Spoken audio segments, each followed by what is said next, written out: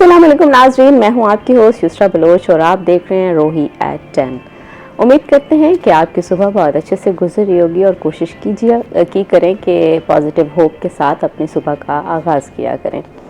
आज हम बात करेंगे, हमारा टॉपिक है जो फूड सिक्योरिटी के हवाले से पाकिस्तान को दरपेश चैलेंजेस हैं, और दूसरा महंगाई से डेफिनेटली पूरे पाकिस्तान में लोग काफ़ी ज़्यादा अफेक्ट हो रहे हैं, और दूसरा मौसमियाती तब्दीली जो है वो एग्रीकल्चर के ऊपर कैसे असरअंदाज हो रही है। उस पर हमारे साथ स्टूडियो में मौजूद हैं doctor Rashid Ahmed, assistant professor हैं, स्कूल ऑफ इकोनॉमिक्स से हैं, तो उनको वेलकम करते हैं सर। थैंक यू मैम, बहुत शुक्रिया। कैसे हैं सर? अल्लाह का शुक्र है। उसके बाद हफ्ते भर की स्टोरीज़ के ऊपर बात करेंगे। हमारे साथ हमारे सीनियर रिपोर्टर अहमद मौजूद हैं। अहमद, आपको वेलकम करते हैं। कैसे हैं अहमद? तो सर से आगाज़ करते हैं प्रोग्राम का। सर, सबसे पहले तो ये बताएं कि जो फूड सिक्योरिटी के हवाले से पाकिस्तान को सबसे बड़े चैलेंजेस जो हैं वो कौन से हैं? सबसे पहले मेरा बहुत शुक्रिया इनवाइट करने का। फूड सिक्योरिटी के हवाले से सबसे इम्पोर्टेंट जो इशू है हमारा शॉर्टेज ऑफ फूड सप्लाई है। हमारा वो रॉ मटेरियल है जो इस प्रोडक्शन के काम आता है। हमारा जो मौसमियाती तब्दीलियां हैं, आप देखें पिछले 2-3 साल में 2022 और 25 के फ्लड में हमारा मिलियन रुपीस का नुकसान हुआ। ना कि सिर्फ नुकसान हुआ आबादी के इलाके में, बल्कि एग्रीकल्चर सेक्टर को जो है बहुत ज़्यादा नुकसान का सामना करना पड़ा। एग्रीकल्चर सेक्टर से के मुताबिक ये नहीं कि सिर्फ फसलें, इसके अलावा हमारे लाइफ स्टॉक और फिशरीज भी इसका हिस्सा हैं, जो बहुत ज़्यादा इग्नोर किया जाता है। अब हम एग्रीकल्चर सेक्टर प्रोडक्शन की बात करें, हमारी इम्पेक्ट जो है फ्लड से जो हमारा डायरेक्टली इफ़ेक्ट हो रही है, हमारी शॉर्टेज ऑफ जो भी हमारी सप्लाई है, वो सप्लाई चेन डिस्टर्ब हुई। अब हम मौसमियाती हमारी जो फूड चेन्स हैं और जो हमारी जो भी एग्रीकल्चर प्रोडक्ट, बेसिक पाकिस्तान एक ज़राई मुल्क है और तमाम की तमाम जो अशिया खुर्दोश है वो हमारी एग्रीकल्चर सेक्टर से ही वो बसता है। जब वो एग्रीकल्चर सेक्टर से हमारी सप्लाई शॉर्ट हो रही है, मार्केट में वो चीज़ उस तक नहीं पहुंच रही, हाँ, कहाँ तक नहीं पहुंची, मंडी तक नहीं पहुंच रही। मंडी तक रसाई के लिए प्रॉब्लम ये है, ट्रांसपोर्ट चाहिए। ट्रांसपोर्ट के लिए इशू है, उसकी ट्रांसपोर्ट लॉजिस्टिक्स का जो इशू सबसे वो डायरेक्टली इम्पेक्ट होता है फ्यूल से। अब अमेरिका और ईरान की जंग में आपको पता है दुनिया मसाइल का शिकार है और हर जगह पे महंगाई का तूफान है। दुनिया में भी जो लोग जितने हमारे मिडिल ईस्ट कंट्रीज़ हैं, इसमें आप देख लें कि महंगाई की शरह बढ़ रही है और पाकिस्तान में डबल डिजिट में इन्फ्लेशन है। मई के फर्स्ट वीक जो 2 और 3 डेज से 10.9% थी इसकी जो इन्फ्लेशन रेट है, जो कि बहुत ज़्यादा हाई है, जिससे हमारी परचेजिंग पावर जो है वो बहुत ज़्यादा डिस्टर्ब हो रही है। अब आपने बात की माहौलियाती, ये मौसमियाती तब्दीलियों से अब जो लॉजिस्टिक्स के थ्रू मंडी तक आपकी रसाई है वो कॉस्ट ऑफ प्रोडक्शन से डायरेक्टली इम्पेक्ट होती है। और जब जो कॉस्ट ऑफ प्रोडक्शन बढ़ गई है, क्योंकि फ्यूल की जो ट्रांसपोर्टेशन है वो कॉस्ट ऑफ प्रोडक्शन का हिस्सा है, उधर से जब मंडी की बात करें तो वहाँ पे वो एग्रीकल्चर जो हमारी प्रोडक्ट की प्राइजेज़ हैं वो सूटेबल नहीं है। फार्मर कहता है कि हमारे पास जो प्राइजेज़ हैं वो बहुत ज़्यादा लो हैं। अगर हम डायरेक्टली देखा जाए तो आपकी इन्फ्लेशन जो है वो कम होनी चाहिए, लेकिन इन्फ्लेशन, फूड इन्फ्लेशन उतनी ज़्यादा बढ़ रही है।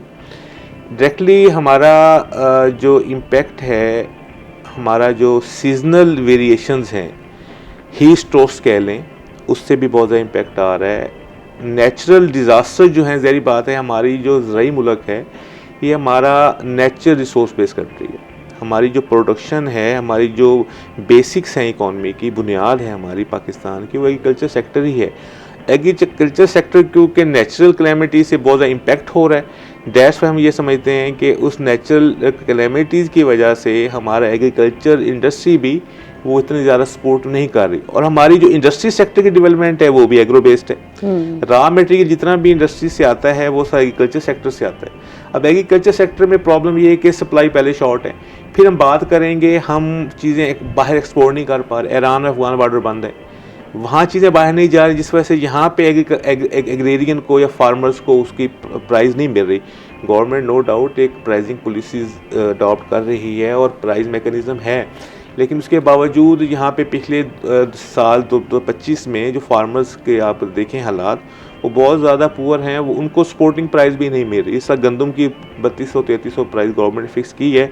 नो डाउट बेहतर, पिछले साल से बेहतर प्राइस है, लेकिन कॉस्ट ऑफ प्रोडक्शन की वजह से, क्योंकि कॉस्ट पुश इन्फ्लेशन है, जिस वजह से जो फार्मर है वो मुतमईन नज़र नहीं आता, और वो जब वो मुतमईन नज़र नहीं आता, उसकी प्रोडक्टिविटी नहीं है, उसकी अर्निंग्स नहीं है, तो वो आने वाले दिनों में भी वो कैसे काश्त कर सकेगा। तो मैं ये समझता हूँ कि हमारे डायरेक्टली इम्पेक्ट हो रहे हैं, हमारी सोसाइटी इम्पेक्ट हो रही है इस नेचुरल कैलेमिटी से, और हमारी आने वाले दिनों में महंगाई की शरह और मज़ीद बढ़ेगी, क्योंकि अभी जो वार है अभी उसका कोई एंडिंग नहीं हो रही। उसके इम्पैक्ट, फ्यूल प्राइस आप देख लें कि हर 15 दिन बाद बढ़ती है। 50 रुपीज़ 150 बढ़ी, 50 रुपये कम हुई, एट द एंड 400 पे अब हम खड़े हैं। अब 400 पे क्या एक प्रोड्यूसर अपनी उस चीज़ को प्रोड्यूस करके कितना प्रॉफिट कमा लेगा? उसकी कॉस्ट ऑफ प्रोडक्शन में एडिशन है, एंड जो है वो सफ़र कंज्यूमर ने होने, जो एंड यूज़र है वो हमारा वो कस्टमर है जो चीज़ परचेज करेगा, उसने तो वो चीज़ की कीमत अदा करनी। और ये इम्पैक्ट जो है मिडिल क्लास पे ज़्यादा है, सैलरीड पर्सन पे ज़्यादा है। जो मिडिल क्लास है, हम जैसे सैलरी जो लोग हैं, उनकी सैलरी बढ़ती है 10%, इन्फ्लेशन रेट 11%। आज का इन्फ्लेशन बता रहा हूँ आपको। तो अभी जो आने वाला है टैक्स, नया बजट आने वाला है, आप देखें गवर्नमेंट पर वो 10% टैक्स का 10% सैलरी इंक्रीज़ करना चाह रही है, लेकिन आप ये देखें कि उस 10% से कि आप अपनी ज़िंदगी के वो तमाम सहूलियात जो होनी चाहिए वो मुयसर होंगी। आप बच्चों की तालीम देख लें, आप बाकी अखराजात देख लें, डेली के एक्सपेंडिचर देख लें, आप ट्रांसपोर्टेशन देख लें, आपकी movement from one place to other place देख लें, that is totally based on the fuels.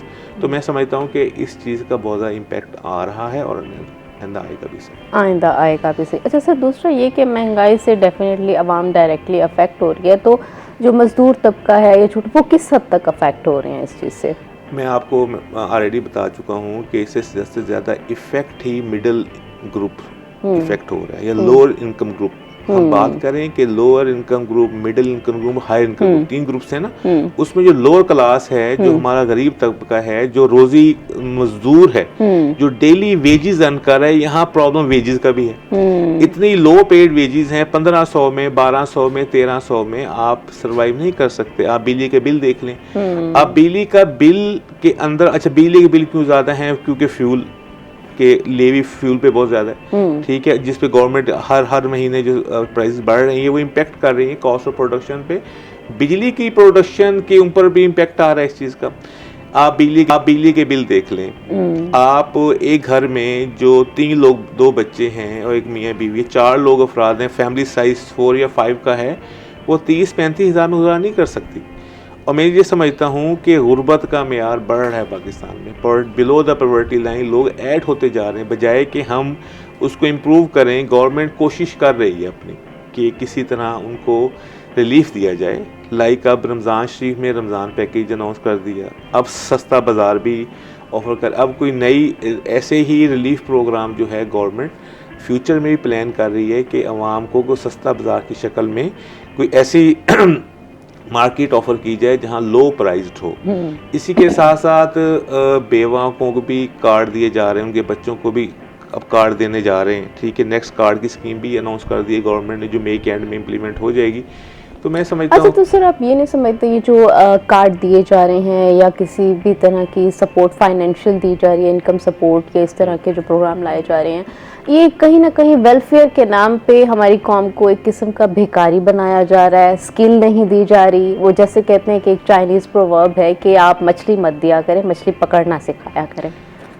आप 800 मिलियन का बजट है बिजनेस प्रोग्राम का, एजुकेशन सेक्टर का बजट 60 मिलियन। अब आप लोगों को एजुकेशन पे नहीं लगा रहे, आप लोगों को 800 मिलियन के बजट से बेस इनकम प्रोग्राम को इन्हेंस करने जा रहे हैं। ना कि सिर्फ उनको इन्हेंस करने चाह रहे हैं, अगर कंपैरेटिवली यही 800 मिलियन का बजट आप इंडस्ट्री पे लगा दें, आप इंडस्ट्री डेवलप करें, आप लोगों को रोजगार के मौके मुहैया करें। वही औरतें जो पैसे लेके लाइन में खड़े होकर पैसे लेती हैं, उनको वर्किंग आवर्स दिए जाएं, वर्किंग कंडीशन दी जाएं, उन्हें मोटिवेट किया जाए कि वो जाके इंडस्ट्री लगने के बाद इंडस्ट्री में काम करें। इसके 2 फायदे होंगे। एक तो उनका स्टैंडर्ड लिविंग इम्प्रूव होगा, दूसरा हमारी जो प्रोडक्शन है वो बढ़ेगी, हमारी जो सप्लाई है वो बढ़ेगी, हम दुनिया को चीजें बाहर एक्सपोर्ट कर सकते हैं, हम जो इंपोर्टेड गुड्स कमाते हैं हम वही एक्सपोर्ट कर सकते हैं, उससे हमारा अर्निंग्स बहुत ज्यादा, हमारी इकोनॉमी का जीडीपी इम्प्रूव होगा। लेकिन क्योंकि गवर्नमेंट के नज़दीक पॉलिसी मेकर्स हैं वो पाकिस्तान के डेमोग्राफिक प्रोफाइल को बेहतर जानते हैं और उसको एनालिसिस करने के बाद ही ये जो भी प्रोग्राम है वेलफेयर के नाम पे लोगों को दिए जा रहे हैं। मैं ये समझता हूँ कि अगर कंपैरेटिवली अगर आप इंडस्ट्री लगाएं, इस बजट को आप इंडस्ट्री की तरफ ले जाएं तो आपको बहुत सारे फ्यूचर में फायदे हो सकते हैं। बांग्लादेश के एग्जाम्पल सामने है, बहुत अच्छा उन्होंने इम्प्रूव किया और उनकी ख़वातीन इंडिपेंडेंट हुई हैं, लेकिन सर यहाँ पे कहीं ना कहीं देखने को मिलता है और कुछ लोग भी काम नहीं करना चाहते, और दूसरा जब उनको फाइनेंशियल सपोर्ट मिल जाती है तो डेफिनेटली उन्होंने कहाँ ही काम करना है। पाकिस्तान का अलमिया ये है कि पाकिस्तान में लोग काम करना, अब कितना लेबर फोर्स हमारे पास मौजूद है, कितने अच्छा एम्प्लॉयमेंट की तारीफ के कितने लोग काम करने के ख्वाहिशमंद हैं, वो लेबर फोर्स का हिस्सा है। अब टोटल पॉपुलेशन में से हमारी लेबर फोर्स पार्टिसिपेशन कितनी है, इशू ये है, उसमें कितना प्रोपोर्शन हमारा फीमेल का है। अगर आपने बात की बांग्लादेश की, मैं डॉक्टर यूनुस की बात करूंगा। 2007 में जब उन्होंने माइक्रो फाइनेंस से ग्रामीण बैंक मॉडल लेके अडॉप्ट करके जब उन्होंने वहाँ मॉडल अडॉप्ट किया, खवातीन को 10-10 हज़ार पे कर्जे दे के मशीनें लेके दी, उन्होंने स्टिचिंग शुरू कर दी, उनकी textile sector, textile industry boost up कर गई। अब हमारा हिस्सा था बांग्लादेश, जब यहाँ से अलहदा हुआ, आज देख लें टेन्योर और पाकिस्तान देख लें, हम दोनों बहुत अपोजिट पोस्ट पे खड़े हैं। उनकी डेवलपमेंट का स्ट्रक्चर और हमारी डेवलपमेंट का स्ट्रक्चर बहुत फर्क है। यही तो वजूहात हैं कि पाकिस्तान, वो लोग सेल्फ मोटिवेटेड हैं, वो काम करना चाहते हैं, उनकी काम करने की ख्वाहिश, काम करना एक काम करने की ख्वाहिश बहुत फर्क है। मैं कहता हूँ मैं तो मौजूद हूँ काम करने के लिए, लेकिन मेरी काम करने की ख्वाहिश नहीं है, तो I am not a part of labour force. मैं जब काम करना चाहता ही नहीं, तो हम ये समझते हैं कि बांग्लादेश की आपने बहुत अच्छी एग्जाम्पल दी। बांग्लादेश एक मॉडल बन सकता है। डॉक्टर यूनुस को नोबेल अवार्ड भी इस वजह से मिला क्योंकि उसने पॉवर्टी के लेवल को कम किया through micro finance. Micro finance, अब लोग कहते हैं कि 10,000 में क्या आता है, 2007 में 10,000 में भी ये बात कीजिए 10,000 में क्या आता है। वो 10,000 की मशीन लेके उसने जब स्टिचिंग करके अपने औरतों को काम पे लगाया, उनकी एक्सपोर्ट बढ़ गई, उनकी अर्निंग्स बढ़ गई, उन्होंने अपनी इंडस्ट्री को डेवलप कर लिया। और अभी तक हम बजाय तालीम की तरफ लोगों को बजट आप देख लें 64 अरब से 60 अरब ले आए पिछले साल, इस साल फिर वही, इस साल फिर अब वो नीचे और एजुकेशन का और कट डाउन कर रहे हैं बजट। आपको ये चाहिए कि आप एजुकेशन की तरफ बजट बढ़ाएं ताकि लोगों को मौके मिले पढ़ने के, लोग पढ़ें, कुछ तालीम हासिल करें और तालीम एजुकेशन को भी लिंक करें थ्रू इंडस्ट्री बेस्ड एजुकेशन होनी चाहिए। जो इंडस्ट्री की रिक्वायरमेंट है, हमारा जो करिकुलम है वो हमारा डेवलप नहीं है। हमारा करिकुलम टोटली, हम किताबी कीड़े बने हुए बच्चे हमारे। इंडस्ट्री को किताबी कीड़े नहीं चाहिए, इंडस्ट्री को तो स्किल्ड पीपल चाहिए। इसका मकसद है कि हम करिकुलम ऐसा डिजाइन करें कि उस करिकुलम में इंडस्ट्री के लोगों को शामिल करें। उनकी कमेटीज में उसके जो भी लोग काम कर रहे हैं, इंडस्ट्री में लोग बैठे हैं, उनको क्या जरूरत है। यूनिवर्सिटी, एजुकेशन सेक्टर लिंकों, आप लिंक जनरेट करें, आपस में एक लाइजॉन करें, एक पेज पे बैठें, एक जगह पे बैठ के डिस्कस करें कि उनकी डिमांड क्या है। आप फिर देखें कि अगर इंडस्ट्री बेस्ड एजुकेशन हम देंगे, करिकुलम में हम नए कोर्सेज ऐड करेंगे, लाइक एआई के कोर्सेज हैं, हम इंडस्ट्री की रिक्वायरमेंट है, अगर आप एआई के कोर्सेज ऐड अप करते हैं तो उसमें मैं समझता हूं कि हमारी बेहतर तरीके से एजुकेशन सेक्टर के थ्रू हम तरक्की भी कर सकते हैं। एजुकेशन मतलब ये नहीं कि हमने जॉब ही करनी है, एजुकेशन का मकसद ये है कि पढ़ा लिखा एंटरप्रेन्योर भी तो प्रोड्यूस कर सकते हैं ना आप। नौकरी, मैं कहता हूँ नौकरी ना करें, नौकरी देने वाले बने आप, नौकरी ना करें लोगों के पास। आप ऐसे ही अपॉर्चुनिटी लोगों की, ऐसा आइडिया लेके आए, लाइक BZU में HEC ने बिजनेस इंक्यूबेशन सेंटर डेवलप किए, हर यूनिवर्सिटी में डेवलप है, हमारे BZU में भी बिजनेस इंक्यूबेशन सेंटर डेवलप है। अब हमारे पास इस पूरे वीक में एंटरप्रेन्योरशिप इनोवेशन समिट हो रहे हैं, हमारे इकोनॉमिक्स में भी कल इनोवेशन एंड एंटरप्रेन्योरशिप समिट हो रहे हैं, उसमें लोग अपने आइडियाज लेके आ रहे हैं। इस लेवल पे हम स्टूडेंट्स को आइडिया जनरेट करके हम बिजनेस इंक्यूबेशन सेंटर में प्रेजेंट करेंगे, वहाँ हम इंडस्ट्री बुलाएंगे, जब इंडस्ट्री के लोग आएंगे वहाँ वो आइडिया चूज करेंगे, हो सकता है कोई ऐसा बिजनेस आइडिया हो कि इंडस्ट्री पिक कर ले। मैं एक एग्जांपल दे रहा हूँ आपको, एजुकेशन सेक्टर में सिर्फ लिखाई पढ़ाई नहीं है, लोगों को ट्रेनिंग भी बहुत जरूरी है, लोगों की स्टूडेंट्स की ट्रेनिंग बहुत जरूरी है। ऐसा स्टफ प्रोड्यूस करें जो मार्केट बेस्ड हो। मार्केट बेस्ड हो।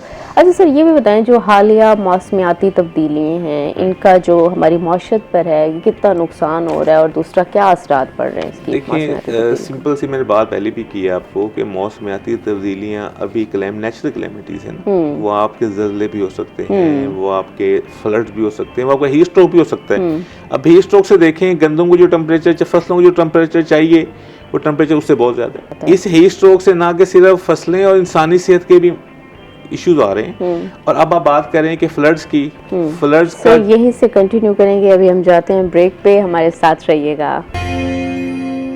वेलकम बैक नाजरीन। इससे पहले हम बात कर रहे थे कि हुकूमत की पॉलिसीज़ क्या हैं और क्लाइमेट चेंज के ऊपर।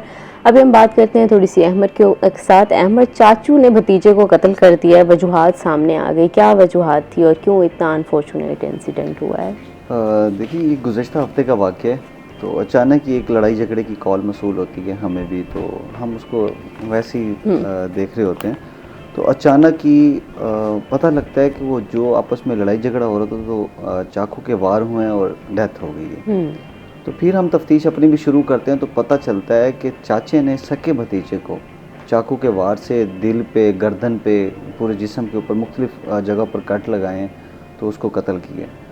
तो उसके पीछे वजह ये थी कि चाचा जो है वो अपने घर में मौजूद था, भतीजा उसके घर आता है, दरवाज़ा लॉक करता है, उसको कहते हैं मुझे पैसे दो। उसने कहा तूने पैसे क्या करना है? उसने कहा जी इसने मुझे नशा करना है, पैसे दो। तो वो नशे के लिए उसने पैसे मांगे तो चाचे ने दिए नहीं। तो फिर उसको भतीजा तो था, वो चाकू बेसिकली भतीजा लेके आया। अच्छा। तो वो फिर उसी के उसको डराता रहा, जी मुझे पैसे दो, उसने नहीं दिया। तो फिर चाचा इसी तेश में आया तो उसने फिर उससे चाकू छीना। चाकू छीन के फिर उसको बेदर्दी के साथ उसने उसके जिस्म के मुख्तलिफ हिस्सों पर उसने चाकू के वार किए, तो उसकी मौके पर डेथ हो गई। तो पुलिस को ये बताया गया था कि ये खुदकुशी है। अच्छा। थाना दिल्ली गेट पुलिस को ये बताया गया था कि ये खुदकुशी है। पुलिस ने मौके पे पहुंची, सारी तफ्तीश की। तफ्तीश करने में पता चला कि ये तो मर्डर है, ये खुदकुशी नहीं हो सकती। तो फिर फौरी तौर पे पुलिस ने चाचे को हिरासत में लिया। हिरासत में लेकर 250/26 थाना दिल्ली गेट में मुकदमा 302 के तहत दर्ज किया गया। तो उसमें जो भाई है अकरम का, जो मकतूल था, उसके भाई जहांगीर की मुद्दत में जो है मुकदमा दर्ज किया गया है। चाचा नसार जो है वो इस वक्त हवालात में है, उसका रिमांड जो है वो चल रहा है। तो मज़ीद भी तफ्तीश सामने आएगी, लेकिन वजह सामने यही है कि उसने नशे के हवाले से, नशा करना था तो उसने पैसे मांगे तो उसने मना किया। तो उसके हवाले अब देखें, मैं समझता हूँ कि हमारे यहाँ पे पुलिस की भी नाअहली है।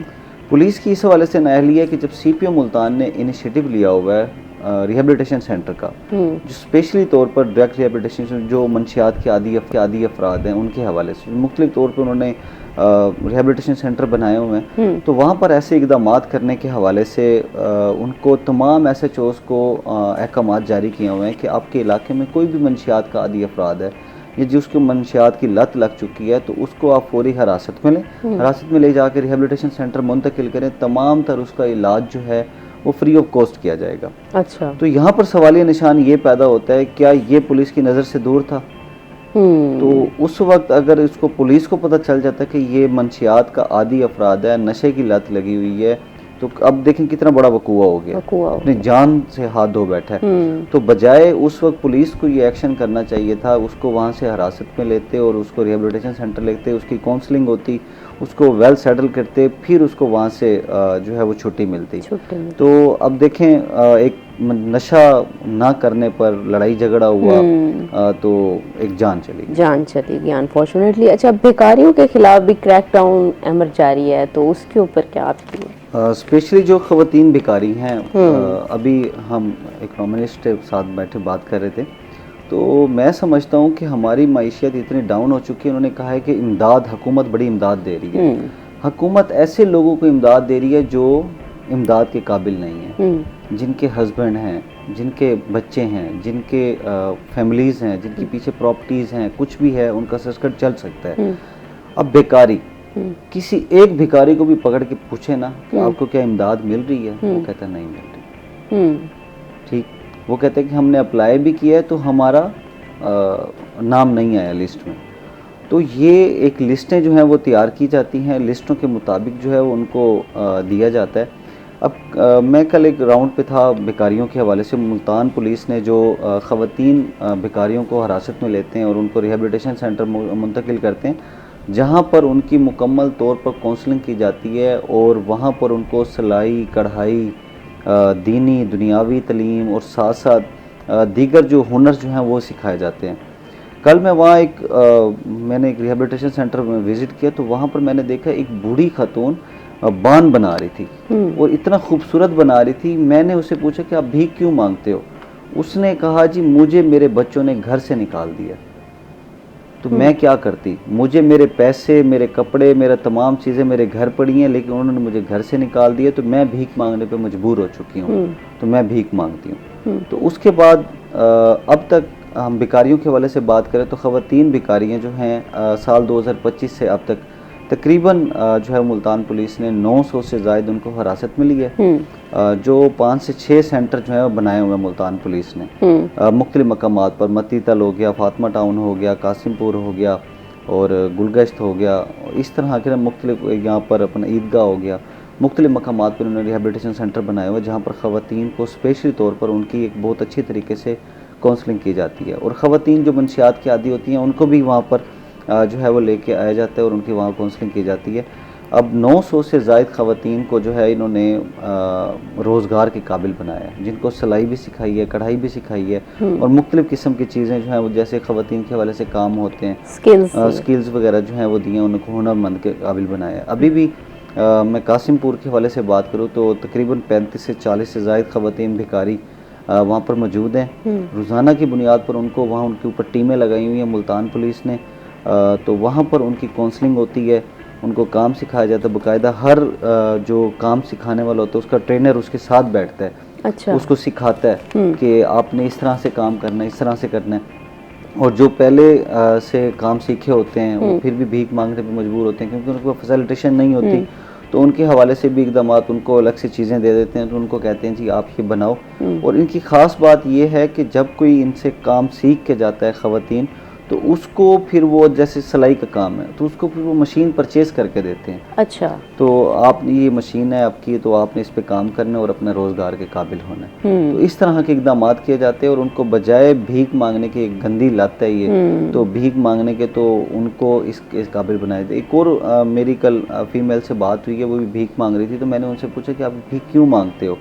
मैंने इसमें मुकम्मल पैकेज शूट किया तो फिर उसमें पता चला, तो उसने कहा मेरे वालिदैन की डेथ हो गई, अच्छा, तो मुझे मेरे भाइयों ने घर से निकाल दिया, तो मेरा कोई और रोज़गार नहीं, अब मैं क्या करूँ? तो मुझे जाहिर सी बात है मैंने अपना पेट तो पालना ही है, तो मैं भीख मांगती हूँ। तो इस तरह से इनके पीछे भी बहुत बड़ी बड़ी कहानी होती है। मैं समझता हूँ कि मुल्तान पुलिस का बहुत अच्छा इकदाम है, ये इकदाम हुकूमतों को करना चाहिए, हुकूमतों को करना चाहिए। तो जिस तरह से ये 13,000, ये 14,000, 15,000 रुपया फ़ी ख़वातून को देते हैं, ये इस तरह से, तो बजाय उनको पैसे देने के उनको हुनरमंद बनाया जाए। तो ये जो भिखारी आजकल हमारे मुआशरे में दिन ब दिन बढ़ते चले जा रहे हैं, तो ये काम हो जाएगा, ये काम बेहतर हो जाएगा। अच्छा, दूसरा, इंसानी स्मगलिंग ना रुक सकी, नए केसेस अनफॉर्चुनेटली वो भी सामने आ गए हैं, उसके ऊपर आप क्या कहेंगे?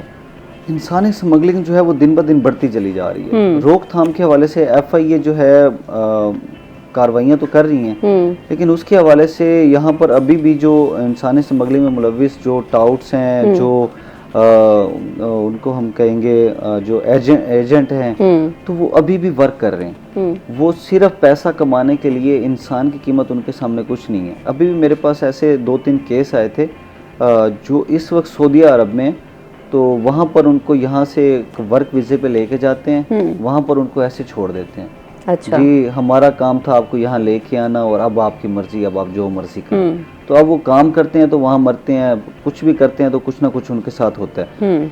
अब इंसानी स्मगलिंग के हवाले से शहरियों को भी मैं एक मैसेज देना चाहता हूँ, किसी से भी वीज़ा लगवाएं तो सबसे पहले उसकी तहकीकात करें। ये ना हो कि आप वीज़ा उठाएं और वो कहे जी मैं आपको वीज़ा दे तो इतने पैसे मुझे दे दो, तो ये तो पॉसिबल नहीं है। तो इस तरह के काम करने के हवाले से वीज़ा फ्रॉड से बचने के लिए आपको आपकी कोई जान की कीमत भी लगा रहा होता है, आपको इतना भी नहीं पता होता।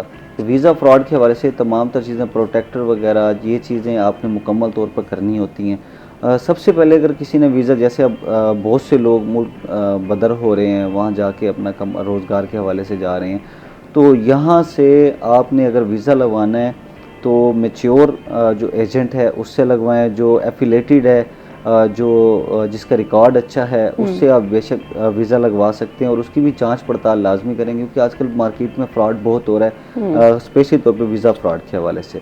तो इस तरह से अगर मैं समझता हूँ कि तकरीबन इस वक्त जो है वो FIA सर्कल को 10,000 से ज़ायद जो हैं वो दरख्वास्तें जो हैं मौसूल हुई हैं, जिनमें टोटल 6,000 से ज़ायद जो है वो इंक्वायरियाँ वगैरह जो हैं वो लगा दी गई हैं। मज़ीद जो है अभी चंद एक रेड जो हैं वो उन्होंने किए हैं और मुलजमान को गिरफ़्तार किए हैं, लोधरा से, मुल्तान से और विहाड़ी से।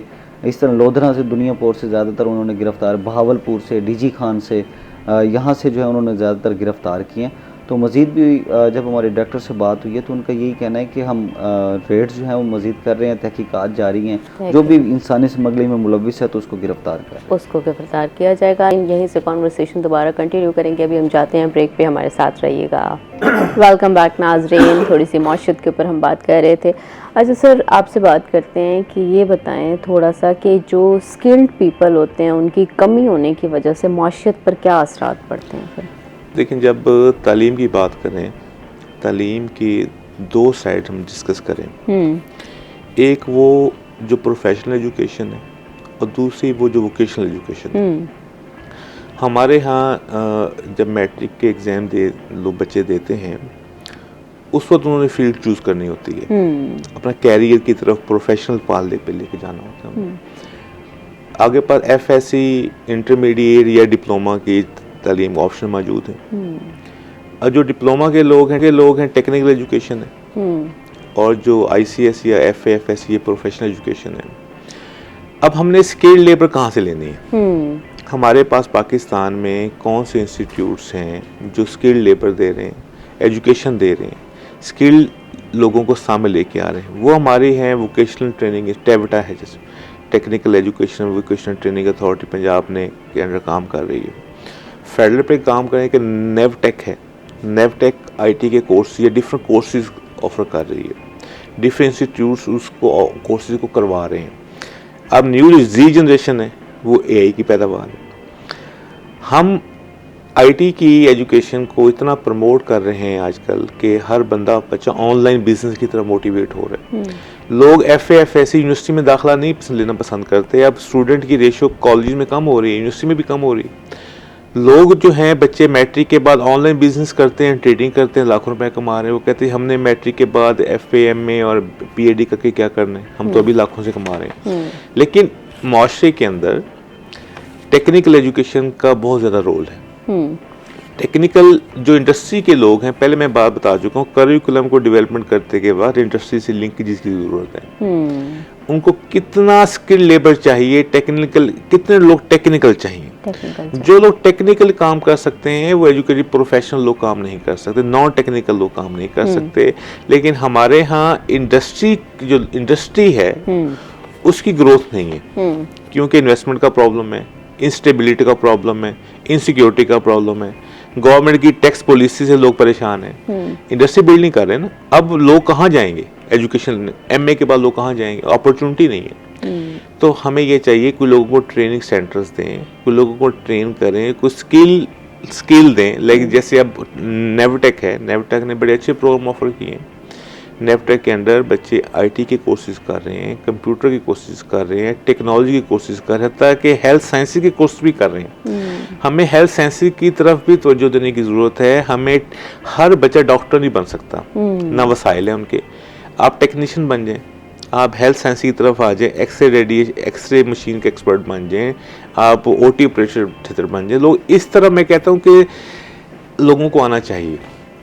आपके हेल्थ सेक्टर में बहुत सारी टेक्निकल लोगों की अभी भी ज़रूरत है आपको। ज़रूरत है। आप हॉस्पिटल्स भरे पड़े हैं मरीजों से, आप किसी भी हॉस्पिटल में चले जाएं आपको टेक्निकल स्टाफ की कमी मिलेगी। डेफिनेटली। आप गवर्नमेंट हॉस्पिटल चले जाएं, वो कहते हैं टेक्निकल स्टाफ नहीं है, एक्सरे मशीन वाला ऑपरेटर नहीं है, ऑपरेशन थिएटर असिस्टेंट नहीं है, जिसने आपका सिटी स्कैन करना है वो मशीन का मैकेनिक नहीं है। ईसीजी भी इवन इतना सेंसिटिव मामला होता है उसके ऊपर भी उनको पढ़ना भी नहीं आती, पढ़ना करना भी नहीं नहीं आता। हाँ जी, वो उसके ऑपरेटर नहीं है। तो आप भी, तो मैंने एक हेल्थ सेक्टर की बात की ना, ऐसे इंडस्ट्री सेक्टर की, मैन्युफैक्चरिंग इंडस्ट्री की बात भी कर लें।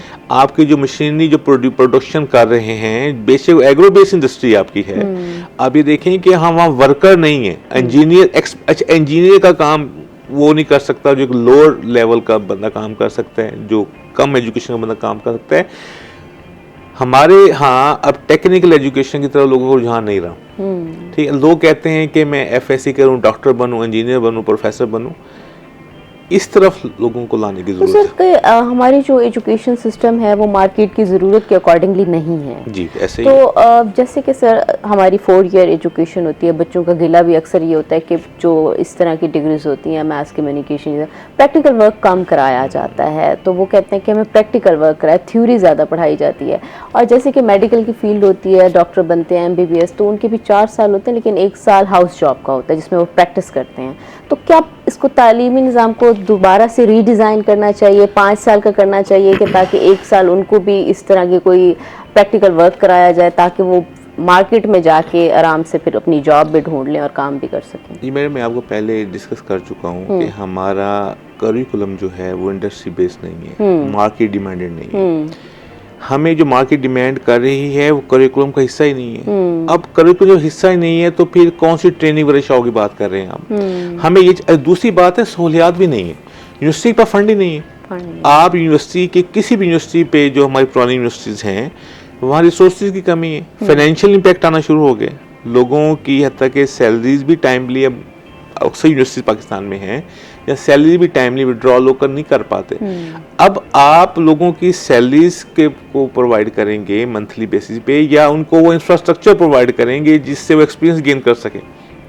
आपने बहुत अच्छी बात की कि 5वां साल डॉक्टर का हाउस जॉब का होता है। हमारे यहाँ जो सब्जेक्ट्स हैं, सोशल साइंस के सब्जेक्ट्स हैं, उसमें कहाँ लोग प्रैक्टिकल में जाएंगे? मैस कॉम की आपकी बात करें, आपके पास मीडिया अवेलेबल है, you can work over there. Economics के पास where we will go? Arabic वाला कहाँ जाए, इस्लामिक वाला कहाँ ट्रेनिंग ले? वो लोग ट्रेनिंग लें स्कूल में जाके लें। स्कूल तो पहले प्राइवेटाइज हो रहे हैं, गवर्नमेंट ने प्राइमरी तक स्कूल प्राइवेटाइज कर दिए हैं।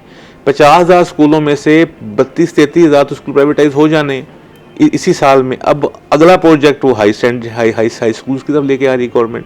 उसकी वजह ये है कि पेंशन नहीं है गवर्नमेंट के पास, पेंशन फंड नहीं है। अब कल जो लेटर आया है कि पेंशन 50 ईयर एज कर दी है उन्होंने, 60 साल से 50 साल रिटायरमेंट की एज कर रहे हैं और जबरी रिटायरमेंट भी कर रहे हैं, आप ले सकते हैं। तो ये तमाम इश्यूज हैं जिसकी वजह से हम ट्रेनिंग की तरफ नहीं जा सकते। हमारे पास इन्वायरमेंट नहीं है, इंफ्रास्ट्रक्चर नहीं है, फैसिलिटीज़ नहीं है, और बच्चे मोटिवेटेड भी नहीं है। वो बच्चे ये चाहते हैं कि मैं 4 साल में डिग्री करूं और जाके, क्योंकि आपका जो रीजन है वो आप लोअर इनकम लेवल ग्रुप के लोग हैं यहाँ पे, जिसके वालिदैन इंतज़ार करते हैं मेरा बच्चा डिग्री करके आएगा, मेरे लिए 4 पैसे कमाएगा। अब अक्सर बच्चे यूनिवर्सिटी में पढ़ते हैं, ऑनलाइन बिजनेस करते हैं, रात को बैठ के सही रात जागते हैं, सुबह लेक्चर लेने भी नहीं आते बच्चे अक्सर, क्योंकि उनके वसाइल नहीं है ना। उनके पास अपॉर्चुनिटी जो अपॉर्चुनिटी मार्केट में अवेलेबल है जहां से अर्निंग हो सकती है, they are trying their best कि अपनी एजुकेशन को खुद वो सेल्फ फाइनेंस करें। लेकिन वालिदैन की हालत ये है कि आप अक्सर हमारे पास यूनिवर्सिटीज के अंदर फीस टाइमली डिपॉजिट नहीं हो रही, लोग कोशिश करते हैं स्कॉलरशिप मिले। जब ऐसी सूरत हाल हो कि यूनिवर्सिटी के पास वसाइल नहीं है, यूनिवर्सिटी के पास फीस इकट्ठी नहीं हो रही, बजट डेफिसिट है आपका, हमारी BZU का बजट डेफिसिट में जा रहा है, हर साल बजट डेफिसिट इंक्रीज होगा। वजह यह है क्योंकि हमारी जो पेंशन है वो ज्यादा बढ़ रहे हैं। तो यूनिवर्सिटी लेवल पे आप ट्रेनिंग सेंटर्स कैम्प करने चाहिए, लेकिन उसके लिए फंडिंग कहाँ से आएगी? हमें वो साइट्स देखनी चाहिए जहाँ से हम फंडिंग ले सकें, वो चाहे नेशनल्स हैं चाहे इंटरनेशनल्स हैं। हमारे जो लोकल इंडस्ट्रियलिस्ट हैं उनको आगे आना चाहिए, वो खुद ऑफर करें, इंडस्ट्री के लोग हम आपको इंटर्नशिप करवाते, लाइक पार्को है, पार्को अब रिक्रूटमेंट ड्राइव कर रही है, अभी CDC के अंडर रिक्रूटमेंट ड्राइव कर रही है, आज इंटर्नशिप दे रहे हैं, PSO है वो भी इंटर्नशिप दे, अब मल्टीनेशनल भी इंटर्नशिप की तरफ आ रहे हैं। They are not going to employ the permanent staff, they are working just on for the internships. 6 बार इंटर्नशिप करवाएंगे, उसमें से पूल लेंगे, 50 लोग रखते हैं, 2-3 का पूल लेंगे, बाकी वो निकाल देंगे। इससे जो लोग इंटर्नशिप करते हैं उनको एक्सपीरियंस होता है। इस तरह की इंडस्ट्री को चाहिए कि वो इंटर्नशिप ऑफर करें, 4 हफ्ते की इंटर्नशिप हो, 8 हफ्ते की इंटर्नशिप। अब कैपस्टोन प्रोजेक्ट आ गया, HEC ने नए करिकुलम बहुत अच्छा डिजाइन किए। अच्छा। मैं समझता हूँ उसमें कैपस्टोन प्रोजेक्ट लाजमी करार दिया गया। आप 4 सेमेस्टर्स के बाद आपने कैपस्टोन प्रोजेक्ट करना ही करना है, इंटर्नशिप करनी है, कैपस्टोन प्रोजेक्ट्स करने हैं, आप इंडस्ट्री से लिंकेज क्रिएट करना है। आपने बल्कि आपके एडवाइजरी बोर्ड में, आपके बोर्ड ऑफ स्टडीज में इंडस्ट्री के बंदे को ऐड किया जा रहा है। हमने इकोनॉमिक्स में हमारे director professor doctor Ramzan Sheikh साहब हैं, उन्होंने पिछली बोर्ड ऑफ स्टडीज में हमने इंडस्ट्री के लोग ऐड किए हैं, हमने बैंकर्स ऐड किए हैं। उसका वजह यह है कि हम करना चाह रहे हैं कि अपना करिकुलम उनसे पूछें कि कौन से कोर्सेज ऑफर करने चाहिए। हम इंडस्ट्री की नीड के मुताबिक, हम मार्केट डिमांड के मुताबिक करिकुलम का हिस्सा बनाएं, उसके बाद वो स्टूडेंट्स को पढ़ाएं और ताकि वो मार्केट में जाके पार्टिसिपेट कर सकें। मार्केट में जाके पार्टिसिपेट कर सके। अच्छा सर, ये भी बताएं, गुर्बत दिन ब दिन डेफिनेटली बढ़ती जा रही है और हुकूमती पॉलिसी भी, आपको क्या लगता है कि गुर्बत कम करने में नाकाम रही हैं, या अगर नाकाम रह रही हैं तो उसकी बुनियादी वजूहात क्या हैं कि हुकूमत क्या इस पर फोकस नहीं कर रही, क्या वजूहात क्या आ रही हैं इसके पीछे? देखिए madam, poverty level day by day increase हो रहा है, पॉवर्टी लाइन से लोग नीचे जा रहे हैं, उसकी सबसे बड़ी वजह महंगाई है। आप जब तक महंगाई कंट्रोल नहीं करेंगे, आप महंगाई डायरेक्ट इम्पैक्ट कर रही है हमारी एक सेक्टर को नहीं, महंगाई हमारी अनएम्प्लॉयमेंट बढ़ा रही है। जब अनएम्प्लॉयमेंट बढ़ेगी तो पॉवर्टी बढ़ेगा। अभी अहमद ने जिक्र किया पॉवर्टी का, जो खवातीन भीख मांग रही हैं, जब उससे पूछा गया है, जब उनसे पूछा जाता है भाई क्यों भीख मांग रही है, बहुत सारे सोशल इश्यूज हैं, हो सकता है झूठ भी बोल रही हूँ। अब हमारे यहाँ लोग काम करना चाहते नहीं, हम कहते हैं हमें पैसे मिल जाएं, हमें काम ना करना पड़े, हम मेहनत ना करें, हम लेबर फोर्स का हिस्सा भी बन के रहें, और हमें अब रहमत कार्ड दिया जा रहा है, गवर्नमेंट ऑफ पंजाब रहमत कार्ड दे रही है। वो उनको जो बेवा हैं उनके बच्चों को भी ₹1,00,000 बेवा को मिलेगा, 25,000 उसके बच्चे को मिलेगा, शादी गैर शादीशुदा बच्चे को।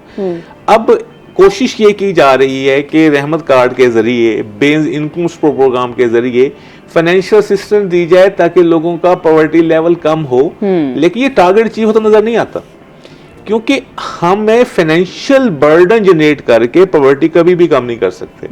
हम बात कॉन्सेप्ट है एब्सोल्यूट पॉवर्टी का, रिलेटिव पॉवर्टी का, 2 डिफरेंट कॉन्सेप्ट्स हैं। हमने पॉवर्टी को मैयर कैसे करना है, वो कौन से इंडिकेटर्स हैं जिससे पॉवर्टी मैयर होती है, मेजरमेंट का तरीका ठीक नहीं है। हम कैसे करें कि ये पुअर और नॉन पुअर है, पहले तो हम एक लाइन ड्रॉ करें ना कि ये पुअर है, ये नॉन पुअर है। अब अहमद ने कहा कि वो कहते हैं कि मैं भीख मांगती हूँ किसी वजह से। अब हमें ये देखना है कि जो 22 के अंदर हम बच्चों को, औरतों को जो हम लोन दे 14,000 रुपये दे रहे हैं, क्या एलिजिबल भी हैं? एलिजिबल वो लोग हैं जो अहमद कह रहा है कि आपने औरतों को जो फुटपाथ पे बैठी है वो जरूरतमंद है, कोई भी अपनी इज्जत उतार के सामने रोड पे आकर कभी नहीं बैठता। हमें डायग्नोज करना है कि पुअर कौन है, कौन जरूरतमंद है, किसको पैसे मिलने चाहिए और कौन पुअर है। अच्छा अहमद, रजिस्ट्री ब्रांच में मेगा करप्शन केस आया है, उस पर क्या कहेंगे आप? बहुत बड़ा केस है। अचानक कमिश्नर मुल्तान ने छापा मारा रजिस्ट्री ब्रांच में, कुछ प्राइवेट लोग बैठे थे, सरकारी चीज़ों के साथ खेल रहे बैठे थे, रजिस्ट्रियाँ बना रहे बैठे थे। तो वहीं पे उन्होंने एंटी करप्शन को इंक्वायरी सौंप दी। एंटी करप्शन ने अब तक तकरीबन 39 मुलजमान इसमें गिरफ्तार किए हैं, जिसमें 6 से 7 जो हैं वो सरकारी मुलाजमीन हैं और बाकी जो हैं वो वसीका नवीस हैं। कल भी उन्होंने 2 वसीका नवीसों को गिरफ्तार किया। 17/19/26 मुकदमा नंबर है। तो उसके हवाले से ये तमाम तरफ जैसे जैसे जो रजिस्ट्रियाँ फेक रजिस्ट्री हैं उनके हवाले से जो इन्होंने कौमी ख़जाने को नुकसान पहुंचाया है, जैसे किसी का अगर फ़ी रजिस्ट्री का 10 लाख बनता था तो वो इन्होंने 3 लाख में करवा दी या 2 लाख में करवा दी, सिर्फ अपना कमीशन बनाने के लिए कौमी ख़जाने को नुकसान पहुंचाया है। तो उसी हवाले से तो ये जैसे जैसे मज़ीद तफ्तीश हो रही है तो अब तक जो है वो तकरीबन 2.5 से 3.25 करोड़ जो है वो रजिस्ट्रियाँ बरामदगी हो चुकी है, और साथ में जो है वो सैकड़ों जाली रजिस्ट्रियाँ जो है वो बरामद की गई हैं। तो मैं फिर शहरियों से एक बार दरख्वास्त करूँगा कि कोई भी अगर देख मेन काम है, तो अब तो चलो ग्रीन पेपर जो है वो लगा दिया गया सामने, अब ग्रीन पेपर होगा। तो पहले जो है वो अपने रजिस्ट्रियाँ करवाने के हवाले से तो ऐसा कोई बंदा चूज़ कर, देखो एक लीगल वे है, लीगल वे पे चलने के बजाय शॉर्टकट क्यों लेंगे? जब शॉर्टकट होगा तो समझ लें कुछ ना कुछ वहाँ पे ख़राबी है। तो ये चीज़ें होती हैं। तो अब तक 39 मुलज़मान गिरफ़्तार हैं। तो मज़ीद जो है उनका यही कहना है कि गिरफ़्तारियाँ मज़ीद भी होंगी, इसमें मज़ीद भी मुलज़मान हैं जिन्होंने खुर्द बर्द की है, कौमी ख़जाने को नुकसान पहुँचा है, जाली रजिस्ट्रियाँ बनाई हैं। तो तकरीबन 400 से ज़ायद जो हैं वो जाली रजिस्ट्रियाँ जो हैं वो बरामद की गई हैं, और तकरीबन 2.5 से 3.25 लाख रुपए जो है वो बरामद भी हो चुका है गिरफ्तार मुलज़मान से। ओके, अच्छा, दूसरा अमर ये बताएं कि बच्चों के अगवा की बढ़ती वारदातें हैं, उसके पीछे क्या हो रहा है और क्यों हो रहा है ये? देखिए, बच्चों की दो सूरत हाल होती है, उसको तो पहले 30 सेकंड्स में बस मुबैना तौर पर अगवा है या अगवा है। तो अब देखिए, कल एक वक़ुआ सामने आया है थाना मुमताज़ाबाद के इलाके में कि वालिद जो है वो अगवाकारों के साथ मिलकर अगवा, वो एक किस्म का अगवा तो ना हुआ। अच्छा, मतलब कि जाहिर सी बात है, एक वालिद ही है ना, बेशक उसने तलाक दे दी है लेकिन बच्चा तो उनका ही है ना, तो वो अगवा का रंग दे देते हैं। अच्छा, तो इस तरह के वाकयात हैं, बाकी इस तरह से अच्छा, वालिदैन ही अगवा कर, हाँ, वालिदैन, वालिद जो होता है या वो लगा देते हैं, या कोई लड़की के भाई मामू वगैरह हो गए वो ले जाते हैं। तो इस तरह के मामलात होते हैं। तो उनकी अगर पेचीदगी में जाए तो यही चीज़ें नज़र आती हैं, बाकी और कोई ऐसा मामला नहीं है। ओके, बाकी और कोई ऐसा मामला नहीं है। अमर खान, आपका बहुत बहुत शुक्रिया, आपने अपना कीमती वक्त दिया। डॉक्टर रशीद, आपका भी बहुत बहुत शुक्रिया, आपने अपना कीमती वक्त दिया। नाजरीन, यकीनन आपने गुफ्तगू सुनी होगी, और अभी हम जाते हैं ब्रेक पे। ब्रेक से वापस आएंगे तो अपने नए मेहमानों का आपसे तारुफ करवाएंगे, हमारे साथ रहिएगा। वेलकम बैक नाजरीन, इससे पहले हम मौशियत पर और हफ्ते भर की स्टोरीज़ के ऊपर बात कर रहे थे। अभी हम बात करते हैं थोड़ी सी आईटी के ऊपर, क्योंकि आजकल बहुत ज़्यादा लोग ऑनलाइन बिजनेस और इस तरह की चीज़ें कर रहे हैं। तो अभी हमारे साथ जूम पर मौजूद हैं अहमद मंजूर, आईटी एक्सपर्ट हैं। सर, अस्सलाम वालेकुम, कैसे हैं? वालेकुम सलाम मैम, अल्हम्दुलिल्लाह, आप बताइए। मैं बिल्कुल ठीक हूँ। अच्छा सर, एसईओ सबसे पहले हम पूछेंगे कि एसईओ क्या है और डिजिटल दौर में ये क्यों इतना ज़्यादा ज़रूरी है? देखें, सर्च इंजन ऑप्टिमाइजेशन जो है ना, वो वैसे ही एक ऐसी चीज है जिसमें लोगों को वायरल होने का बहुत शौक है, आपको पता है। अगर इसको सादा अल्फाज में बात करें ना, तो ऐसी कोई भी चीज जो सर्चिंग में आपको फौरन मिल जाए, जैसे मैं अगर रूही टीवी या कोई और चैनल देखना चाहता हूँ तो टॉप पे कौन सा आ रहा है, गूगल सर्च में सबसे ज्यादा कौन सा है, जिसको सबसे ज्यादा, जैसे आप लोगों ने एक वो ट्रेंडिंग ट्विटर के ऊपर एक चल रहा होता है कि आजकल ट्रेंडिंग ये है, ये चीज ट्रेंडिंग में आ रही है, या हैशटैग्स बनाए जाते हैं। तो this is all part of search engine optimization. Actually ये एसईओ के अंडर ही आ रहा होता है कि जी किसने कितना सर्च किया, तो और आप उसको और कैसे बेहतर बना सकते हैं, किस लेवल की इंफॉर्मेशन वो बंदा दे रहा है या वेबसाइट दे रही है या समथिंग, तो वो एक्चुअली ये सब कुछ उसके अंदर आ रहा होता है। अरे सर, दूसरा ये भी बताएं कि ये जो गूगल सर्च है ये कैसे काम करता है, दूसरा वेबसाइट्स को रैंक कैसे देता है ये? अच्छा, ये देखें, गूगल सर्च के अंदर जैसे माशाल्लाह, अगर आप इसको ऐसे समझें कि किसी ने अहमद मंजूर को सर्च करना, अब वो अहमद मंजूर को कुछ देर तक सर्च करता रहा कि ये बंदा क्या करता है, तो कल को वो जो है ना, सबसे जैसे ही अहमद मंजूर लिखेगा, जैसे अभी भी आप अहमद मंजूर लिखें तो दो ही अहमद मंजूर नजर आता है जो पाकिस्तान में जो पॉपुलर है, एक टेक्नोलॉजी, एक फिजिसिस्ट 1930s, ठीक है, तो दो ही लोग नजर आते हैं। तो इसी तरह आपको फिर जिस तरह, यानी आप किसी और बंदे का इस तरह सर्च करना शुरू कर दें, तो गूगल सर्च पे जो चीज जितनी ज्यादा सर्च की जाती है वो उतनी जल्दी और उतनी इंफॉर्मेटिव आपको नजर आनी शुरू हो जाती है। आपका प्रोफाइल उतना अच्छा, उतना बेहतर बनना शुरू हो जाता है दरअसल। तो this is basically Google search. इसी तरह आप इसको अगर एआई से जोड़े तो चैट जीपीटी पे आप किसी चीज को सोचते हैं, समझने की कोशिश करते हैं, उसको जितना ज्यादा उस पर लिखा जाएगा उसको उतना ज्यादा लर्न करता है। देखें, इसके पीछे एक एल्गोरिदम चल रहा है, वो एल्गोरिदम वर्ड्स की बेस पे होता है।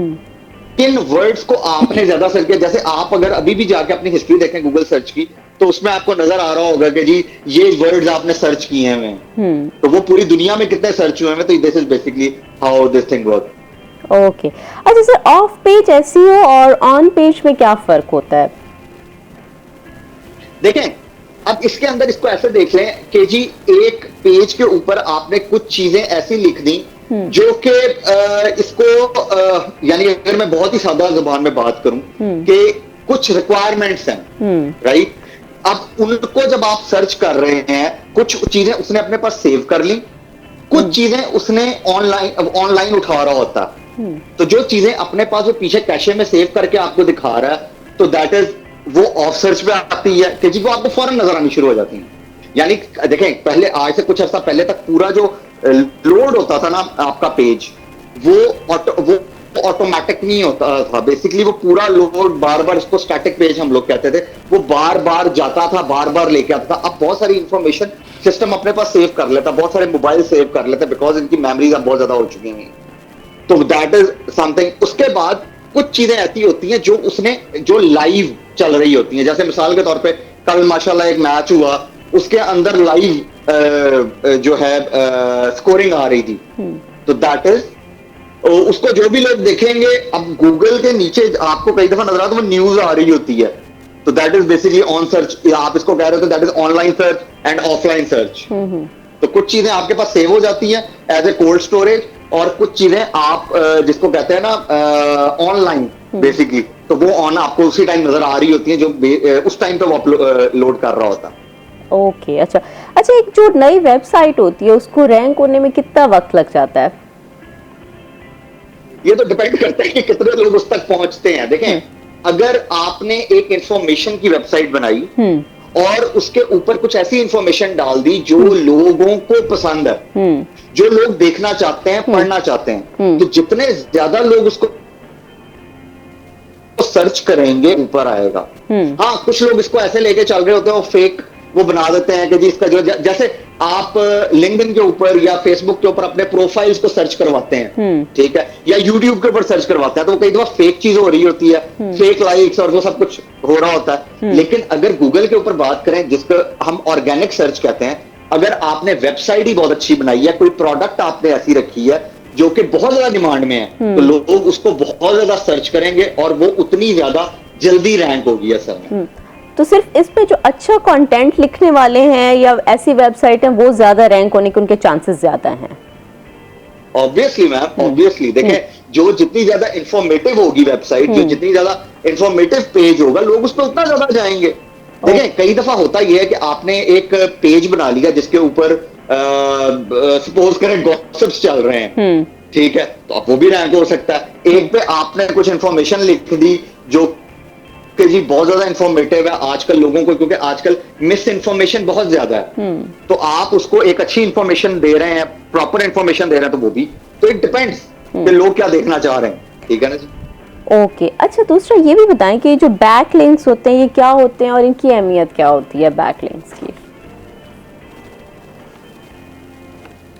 अहमद, आप आपकी एक्चुअली माजरत आवाज कट गई। ओके, मैं दोबारा रिपीट कर देती हूँ। मैं ये पूछना चाह रही थी कि जो बैक लिंक्स होते हैं ये क्या होते हैं और इनकी इंपॉर्टेंस क्या होती है, जो बैक लिंक्स होते हैं। अहमद, आप मुझे सुन पा रहे हैं?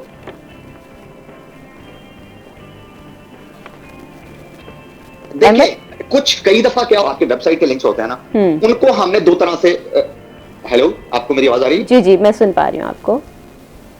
ओके, मैं ये कह रहा था कि देखें, बैक लिंक्स के ऊपर जब हम बात कर रहे होते हैं ना, तो होता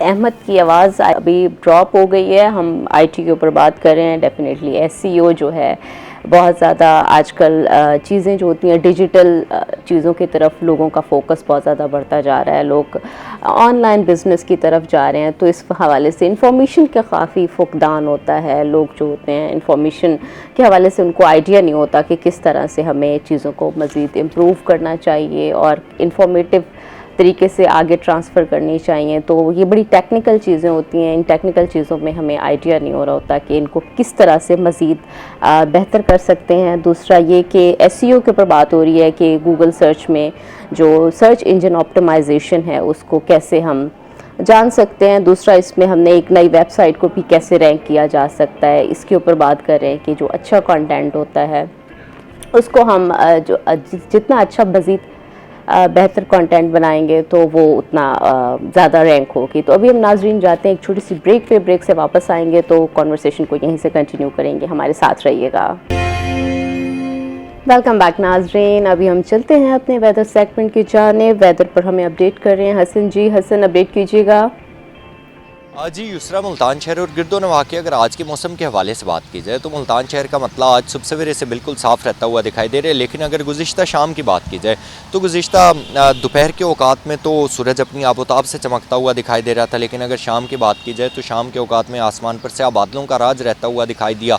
गर्द आलूद हवाएं चलने का सिलसिला जारी था। और अगर गिरदोनवाह की बात की जाए, जैसे बन बोसन वाली साइड पर, झोंक वैंस वाली साइड पर, शाही चामन वाली साइड पर, वहाँ पर बूंदाबांदी रही, जिसकी वजह से मुल्तान शहर पर भी उसका इम्पैक्ट रहा और हल्की हवा चलने की वजह से मौसम खुशगवार रहता हुआ दिखाई दिया। लेकिन इसके साथ ही मुल्तान में तो गर्द आलूद हवाएं चलने का सिलसिला जारी था, जो कि रात गए तक जारी रहा। और अगर सुबह सवेरे की बात की जाए तो आज सुबह सवेरे भी मुल्तान शहर में हल्की हवा चलने से मौसम कदरे बेहतर और खुशगवार रहता हुआ दिखाई दे रहा है। आज अगर शहर के कम से कम दर्जा हरारत की बात की जाए तो आज मुल्तान शहर का कम से कम दर्जा हरारत 25 डिग्री सेंटीग्रेड पर रिकॉर्ड किया गया है, जबकि जो मिनिमम टेम्परेचर था वो फील्स लाइक तकरीबन 22 डिग्री सेंटीग्रेड किया जा रहा था। मैक्सिमम टेम्परेचर की बात की जाए तो ज़्यादा से ज़्यादा दर्जा हरारत आज शहर और गिरदोनवाह का 36 से 37 डिग्री सेंटीग्रेड तक आने के इम्कान ज़ाहिर किए जा रहे हैं। हवा में नमी का तनासुब कदरे बेहतर है, जो कि 63% तक रिकॉर्ड किया गया। इसी के साथ ही अगर फ़िज़ाई आलूदगी के हवाले से बात की जाए तो फ़िज़ाई आलूदगी भी मुल्तान शहर में मॉडरेट रहती हुई दिखाई दे रही है। जनूबी पंजाब के दीगर शहरों के हवाले से बात की जाए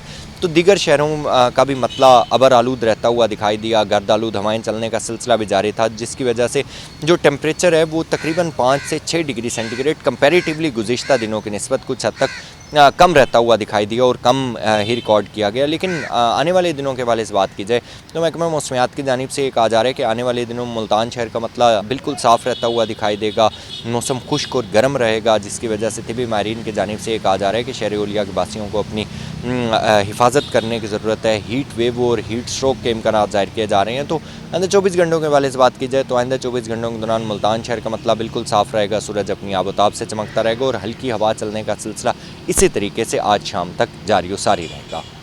जी बहुत शुक्रिया हसन, आपने हमें अपडेट किया वेदर के ऊपर। अभी हम चलते हैं मार्केट की जानिब। तो मार्केट में हमारे साथ शकील मौजूद हैं, शकील से जानते हैं कि क्या मार्केट की सूरत हाल है। जी शकील, अपडेट कीजिएगा। जी, मुल्तान की शेख और नोश मार्केट में खुद साख्ता महंगाई ताहाल नहीं थम सकी है। पेट्रोलियम मसनूआत की कीमतों में होने वाली कीमतों का इजाफा जो है वो अभी तक बरकरार है। इस वक्त अगर हम सब्ज़ी मंडी में आज की ताज़ा सूरत हाल की बात करें तो आलू 16 की बजाय 30 में फ़रोख्त हो रहा है, टमाटर 20 की बजाय जो है वो 30 से 40 तक फ़रोख्त हो रहा है। इसी तरह प्याज भी 30 की बजाय 50 रुपये में फ़रोख्त हो रहा है। दूसरी जानब भिंडी की कीमत जो है वो भी बढ़ चुकी हुई है। 16 रुपये सरकारी कीमत और मार्केट में 2 गुना ज़ायद 110 या 120 में फ़रोख्त की जा रही है। इसी तरह करेले जो है वो 90 रुपये की बजाय मार्केट में उनकी कीमत भी किसी हद तक जो है वो बराबर हुई हुई है, 90 या 100 रुपये तक मिल रहा है। लेकिन अदरक जो है वो सरकारी रेट 275 है और मार्केट में ये भी 350 से 400 तक मिल रहा है। दूसरी जानब लीमू है और दीगर मौसमी सब्जियाँ हैं, उनकी भी मार्केट की और सरकारी कीमतों में फ़र्क जो है वो मौजूद है। फलों की तरफ जाएं तो इस वक्त मकामी फलों की भी एंट्री हुई है, लेकिन कीमतें उस तरह से कम नहीं है जिस तरह से मकामी इलाकों से फसल दस्याब है, कम होनी चाहिए थी। इस वक्त फालसा 265 की बजाय 320 में, लोकार 245 की बजाय 380 या 400 में, जबकि आड़ू 195 की बजाय ये भी 350 से लेकर 400 रुपये फ़ी किलो तक फ़रोख्त हो रहा है। दूसरी जानब पपीता है 270 की बजाय ये भी 350 में, तरबूज 40 की बजाय 80 में, जबकि खरबूजा 110 की बजाय 160 में फ़रोख्त किया जा रहा है। आज चिकन की कीमत में इजाफा हुआ है। आज चिकन 545 रुपये फ़ी किलो तक जो है वो मुकर्रर कर दी गई है, जबकि अंडे 220 रुपये दर्जन पर बरकरार हैं।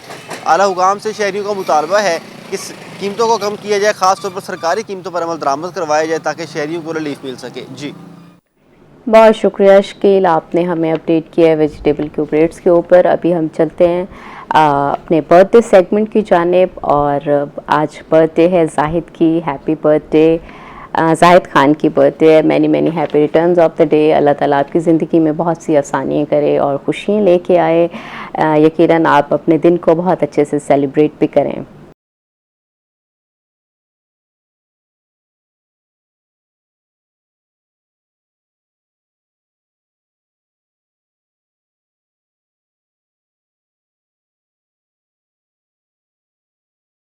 जी नाज़रीन, अभी हम बात करते हैं थोड़ी सी करंट सिचुएशन के ऊपर कि क्या सिचुएशन चल रही है दुनिया भर में। उसके ऊपर हमारे साथ स्टूडियो में मौजूद हैं एडिटर रोही, doctor Amjad Bukhari. Sir welcome करते हैं आपका शो में। अच्छा सर, सबसे पहले तो ये बताएं कि ईरान एंड अमेरिका की जो अभी करंट सिचुएशन चल रही है उसके ऊपर आपका क्या टेक है?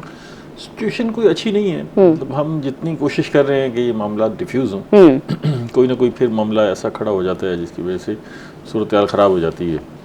अभी अमेरिका ने ये दावा किया कि उन्होंने 7 कश्तियाँ जो है वो डुबो दी हैं ईरान की, जो रुकावट डाल रही थी और जिन्होंने कुछ शिप्स पे अटैक किए। अब दूसरी तरफ ईरान ने पहले इसकी तरदीद की, फिर उन्होंने कहा कि हमारी जो सिविलियन कश्तियाँ थीं जो सामान लेके आ जा रही थी उन पर हमला किया गया है और उसमें 5 अफराद भी शहीद हुए हैं और 5 कश्तियाँ हैं जिनको निशाना बनाया गया। तो ये एस्केलेशन है, ज़ाहिर है इससे सूरत हाल वहाँ अच्छी नहीं हो रही और स्टेट ऑफ हॉर्मुज़ की जो तजारती सूरत हाल है वो ख़राब हो रही है। फिर ईरान की तरफ से यूएई पर 4 मिसाइल भी दागे गए हैं। को यूएई ये क्लेम कर रहे हैं कि उन्होंने 3 को फ़ज़ा में निशाना बनाया और उनको मार गिराया गया और एक जो है वो समंदर में जा गिरा है। लेकिन वहाँ पर कुछ जो शातें हैं वो ये मिल रही हैं कि कुछ मकामात पे आग लगी है, तो इसका मतलब है कि कहीं ना कहीं अटैक ने असर दिखाया है। अब इन किस्म के हमलों के सिंबॉलिक असरात भी होते हैं, ये नहीं है कि ज़रूरी उससे नुकसान हो, लेकिन अगर कोई अटैक हो जाता है तो लोग वहाँ से निकलने की कोशिश करते हैं। ख़ास तौर पे कारोबारी लोग जो है उस जगह को छोड़ते हैं और ये ख़दशा रहता है कि मज़ीद अटैक्स भी हो सकते हैं, जिसकी वजह से फिर शारजा और दुबई से परवाज़ें भी मुअत्तल कर दी गई और पाकिस्तान से भी मुसलसल परवाज़ें यूएई की मुअत्तल हो रही हैं। तो सूरत हाल कोई इतनी अच्छी नहीं है और तेल की कीमतें मुसलसल बढ़ रही हैं और उसका अगर ये $125 पे पहुंच जाती हैं तो बहुत खौफनाक सूरत हाल हो जाएगी। और अभी भी जो है वो उनमें मुसलसल इजाफा हो रहा है। गवर्नमेंट ऑफ पाकिस्तान कोशिश तो कर रही है कि जहाँ कुछ बचाया जा सके आवाम को बचाया जाए, लेकिन अगर ऐसी सूरत हाल बरकरार रहती है तो अच्छे हालात नहीं होंगे। ये तो हो गई बुरी खबरें। अच्छी खबरें ये हैं कि अभी भी ईरान तस्लीम कर रहे हैं कि पाकिस्तान की जो सालसी की कोशिशें हैं वो बड़ी कारआमद हैं और हम उस पर आगे बढ़ रहे हैं। अमेरिका भी ये इंडोर्स कर रहा है कि पाकिस्तान जो है वो सालसी के लिए मौसर और अच्छी कार्रवाइयाँ कर रहे हैं। अमरीकी सदर ने ताज़ा जो स्टेटमेंट दी है और अभी ये खिताब भी किया, उसमें उन्होंने कहा भी है कि मैं जंग का हामी नहीं हूँ, मुझे जंगों से नफ़रत है और मैं ईरान में भी जंग जारी नहीं रखना चाहता। लेकिन अब मसला ये हो गया है कि अगर दोनों फ्री कैन जंग जारी नहीं रखना चाहते, जंग का खात्मा चाहते हैं, तो फिर ये जल्दी कंक्लूड होना चाहिए ना, जल्दी कुछ मायदा हो जाए और मामला जो है वो आगे की तरफ बढ़े ताकि दुनिया में जो तजारती अमल रुक गया है वो फिर बहाल हो। लेकिन अमली सूरत हाल ये है कि स्टेट ऑफ हॉर्मुज़ में ईरान अपनी पोजीशन पर मौजूद है और अमेरिका अपनी पोजीशन पर मौजूद है और दोनों तरफ से जो है वो धमकियों का सिलसिला भी जारी है और कार्रवाइयों का सिलसिला भी जारी है, जिससे पूरी दुनिया की जो सियासी सूरत हाल है उस पर मनफी असरात मुरतब हो रहे हैं और मईशी सूरत हाल तो तबाही की तरफ जा ही रही है। तो अगर ये जंग अगर ख़त्म होती है तो ये जो 1 साल है अगला ये भी दबाव का होगा और ये जो पिछले 2 महीने गुजर गए हैं ये तो शदीद दबाव के थे। तो इससे जो है जो एक रफ्तार होती है तरक्की की, जैसे हम मुल्कों की कहते हैं, इसी तरह आलमी तरक्की की रफ्तार भी होती है, तो वो भी मुतासर होती है। और उससे होता क्या है कि इस तरक्की की रफ्तार से हम कोशिश करते हैं कि वो लोग जो गुर्बत की लकीर से नीचे रह रहे हैं तो उनको किसी तरह ऊपर उठाया जाए। तो उसमें काफ़ी सारी रुकावटें नज़र आ रही हैं और अगर ये सूरत हाल इसी तरह बरकरार रहती है तो गज़ा में भी सूरत हाल ख़राब होगी और लेबनान में भी जो है सूरत हाल। सर आपको कहाँ रुकावट कहाँ नज़र आ रही है, डेडलॉक कहाँ पे नज़र आ रहा है ईरान की जानिब से, या ईरान में IRGC की जानिब से नज़र आ रहा है, या अमेरिका की जानिब से कहीं नज़र आ रहा है कि मज़ीद चीज़ें वर्स होती जा रही हैं? देखें, एक तो अमरीकी रवैये पर जो है पूरी दुनिया में तनकीद हो रही है। अंदाज़ जो है अमेरिका का वो इस तरह का है कि डंडे के ज़ोर पे वो मुज़ाकरात यकीनी बनाना चाहते हैं और डंडे के ज़ोर पे मुआहदा अपनी शराइत के मुताबिक करना चाहते हैं, जो ईरान के लिए काबिल कबूल नहीं है। अब दोनों को फेस सेविंग चाहिए। अमेरिका ये कहता है कि ईरान शिकस्त तस्लीम कर ले और इसका ऐलान करे और फिर बैठ के मुआहदा कर लेते हैं। अब ईरान ये कहता है कि नहीं, जंग हमने जीती है। अब इस सारी सूरत हाल में एक ईगो का मामला भी है, जहाँ स्टेट ऑफ हॉर्मुज़ जौहरी मामलात हैं वहाँ पर दोनों मुल्कों की अना भी जो है वो साथ जुड़ी हुई है। अब इसमें कोई शक नहीं है कि ईरान का काफ़ी नुकसान हुआ है, उनकी लीडरशिप जो है वो इसमें शहीद हुई है। अब लीडरशिप मरवा के, नुकसान इतना करवा के, और अगर फिर सरेंडर करना है तो ये सरेंडर तो पहले भी किया जा सकता था। ये सारी बातें पहले तस्लीम कर लेते तो ये सूरत हाल ना होती। तो उनके लिए भी मुश्किल है, अपनी कौम को जवाब देना है, अपनी पोजीशन दुनिया में उसे बरकरार रखना है, खित्ते में अपनी जो सियासी अहमियत है उसको बरकरार रखना है। तो चीज़ें इस तरह फंसी हुई हैं। अब मफाहमत में तो कुछ थोड़ी चीज़ें जो है आपको एक एक दो कदम पीछे हटना पड़ता है। उसके लिए ऐसा लगता है कि दोनों अफ्रीकैन जो है वो फिल वक्त तैयार नहीं है। फिल वक्त तैयार। अच्छा सर, ये बताएं कि विनिंग सिचुएशन में कौन है इस टाइम, क्योंकि ईरान अपनी तरफ से स्टेटमेंट्स दे रहा है और अमेरिका अपनी तरफ से दे रहा है, ये जस्ट ये बयानात पब्लिक कंजम्पशन के लिए ही दिए जा रहे हैं। देखिए, विन विन सिचुएशन में, जंगों में विन विन सिचुएशन में कोई भी नहीं होता।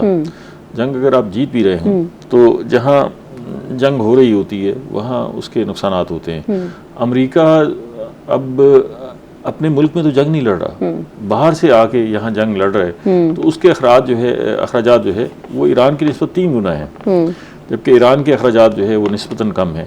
लेकिन अब दूसरी जो सूरत हाल ये है कि अगर अमेरिका ये दावा करता है कि वो जंग जीत गए हैं, तो मईशी ख़राब हालात तो अमेरिका को भी हिला रहे हैं। अमेरिका के अंदर भी सूरत हाल अच्छी नहीं है, अमेरिका में भी लोग मुजाहरे कर रहे हैं। तो इस सारी सूरत हाल में हमें तो सारे इलूज़र नज़र आ रहे हैं, और दुनिया जो है उसका नुकसान हुआ है। और ख़ास तौर पे वो बहुत सारे इदारे जिनका एक भरम था वो भी टूटते हुए नज़र आया। जैसे अक़वाम मुत्तहिदा है, अक़वाम मुत्तहिदा का रोल इस पर भरपूर होना चाहिए था, तो वो उसकी जो ताकत थी, एक भरम था, वो टूटते हुए नज़र आया हमें। नेटो का भरम टूटते हुए नज़र आया हमें, यूरोपीय यूनियन का भरम टूटते नज़र आया, यूरोपीय ममालिक का भरम टूटते हुए नज़र आया। अब आप देखें कि यूरोप में अमेरिका ने बहुत सारे मुल्कों में अपनी फ़ौज तैनात की हुई है। अमेरिका की जो हिकमत अमली होती है वो पूरी दुनिया में अपने दिफाई जो है मामलात लेके चलता है, अड्डे बनाता है, और जब आप थानेदार हों तो पूरी दुनिया के कंट्रोल करने का दावा कर रहे हों तो फिर आपको हर जगह पे अपने अड्डे बना के रखने पड़ते हैं, ताकत भी रखनी पड़ती है। लेकिन अभी वो जर्मनी से अपनी फ़ौज निकाल रहे हैं, वापस निकाल रहे हैं, और बाकी मुल्कों के हवाले से भी उनके शदीद खदशात हैं। तो इसका मतलब ये है कि आलमी सतह पर अमेरिका ने लूज़ किया है, अपने दोस्त गंवाए हैं, और उसे मुस्तकबिल में इस हवाले से मज़ीद भी जो है वो ऐसे झटके लग सकते हैं जिसमें उसके दोस्त उसकी दुश्मनियों में तब्दीली होगी। वो यही सूरत हाल है कि अमरीकी ख़ुद भी इस पर परेशान है कि हम जो पॉलिसी अख्तियार कर रहे हैं शायद इसके दूरदस्त असरात अच्छे नहीं होंगे, कहीं ना कहीं अकेला महसूस कर रहा है। अच्छा सर, दूसरी जानिब जब डोनाल्ड ट्रंप के इस तरह के स्टेटमेंट्स आ रहे हैं ईरान के ऊपर, थोड़ा सा ईरान को भी देखते हैं सर कि प्रेसिडेंट ट्रंप का ये स्टेटमेंट आया कि काफ़ी कंफ्यूज हैं हमें वहाँ मालूम ही नहीं है कि लीडर कौन है, और वहाँ पे अंदरूनी ये मसाइल चल रहे हैं कि लीडरशिप किसके पास है किसके पास नहीं है। तो इस तरह की चीज़ें हैं, एग्जिस्ट कर रही हैं ईरान में भी कि लीडरशिप के मसाइल आ रहे हैं। दूसरा IRGC का अपना स्टांस है, हुकूमत का अपना स्टांस है, तो ये कुछ क्लैश आ रहा है इस चीज़ में। देखिए, अमेरिका ने एक तो उनकी लीडरशिप को शहीद कर दिया, इसमें तो कोई दूसरी राय नहीं है। उनके जो लीडर थे, रूहानी पेशवा थे, उनको शहीद कर दिया। फिर उनकी जो फौजी लीडरशिप थी उनको शहीद कर दिया। तो आपने लीडरशिप शहीद कर दी तो फिर आप बातचीत किससे करेंगे? फिर तो जो अवेलेबल होंगे उन्हीं से बातचीत करेंगे ना। तो फिर जो दस्तयाब लीडरशिप थी, अभी हमारे सामने कालिबॉफ और अब्बास अरागची जो उनके वज़ीर ख़ारजा हैं वो सामने हैं, और मुज़ाकरात को भी लीड कर रहे हैं। तो इतनी हद तक तो लीडरशिप मौजूद है कि जो उनसे मुज़ाकरात कर रही है, चीज़ें तय करने की कोशिश कर रही है। अब आप कहेंगे वो लीडरशिप नहीं है जो, तो आपने खुद शहीद कर दी।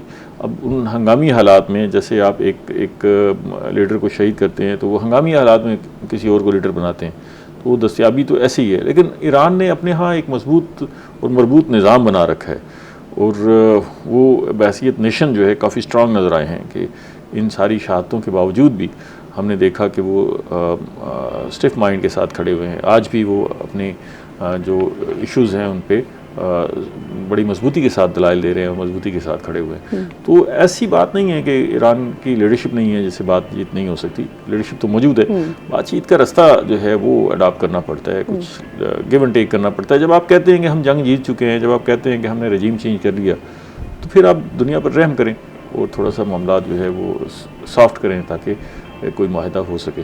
कोई मुआहदा हो सके। अच्छा सर, थोड़ा सा अमेरिका को भी इस हवाले से देखते हैं कि डेमोक्रेट्स और रिपब्लिकन्स की जंग तो हमेशा रहती ही है, तो सर ये भी थोड़ा सा बताएं कि एक जानिब ये स्टेटमेंट्स दिए जा रहे थे कि मैं ईरान की तहजीब को ही मिटा दूंगा, ख़त्म कर दूंगा, एंड अभी चीज़ें पीछे चली गई हैं बहुत ज़्यादा, तो क्या ये एक तो डोनाल्ड ट्रंप की पॉपुलैरिटी में भी खासकर बहुत सारे जो न्यूज़पेपर्स हैं वो भी कवर कर रहे हैं कि खासी कमी आई है, तो ये कहीं इनको फेस सेविंग मिलेगी प्रेसिडेंट ट्रंप को, जो इन्होंने स्टेटमेंट्स दिए हैं पहले और फिर उससे पीछे हटे हैं, तो कहीं ना कहीं इनको ये डैमेज मिलेगा? ये जो डोनाल्ड ट्रंप की स्टेटमेंट्स हैं मुसलसल जो पिछले अरसे के दौरान आई हैं, ये बहुत गैर मुतवाज़न है।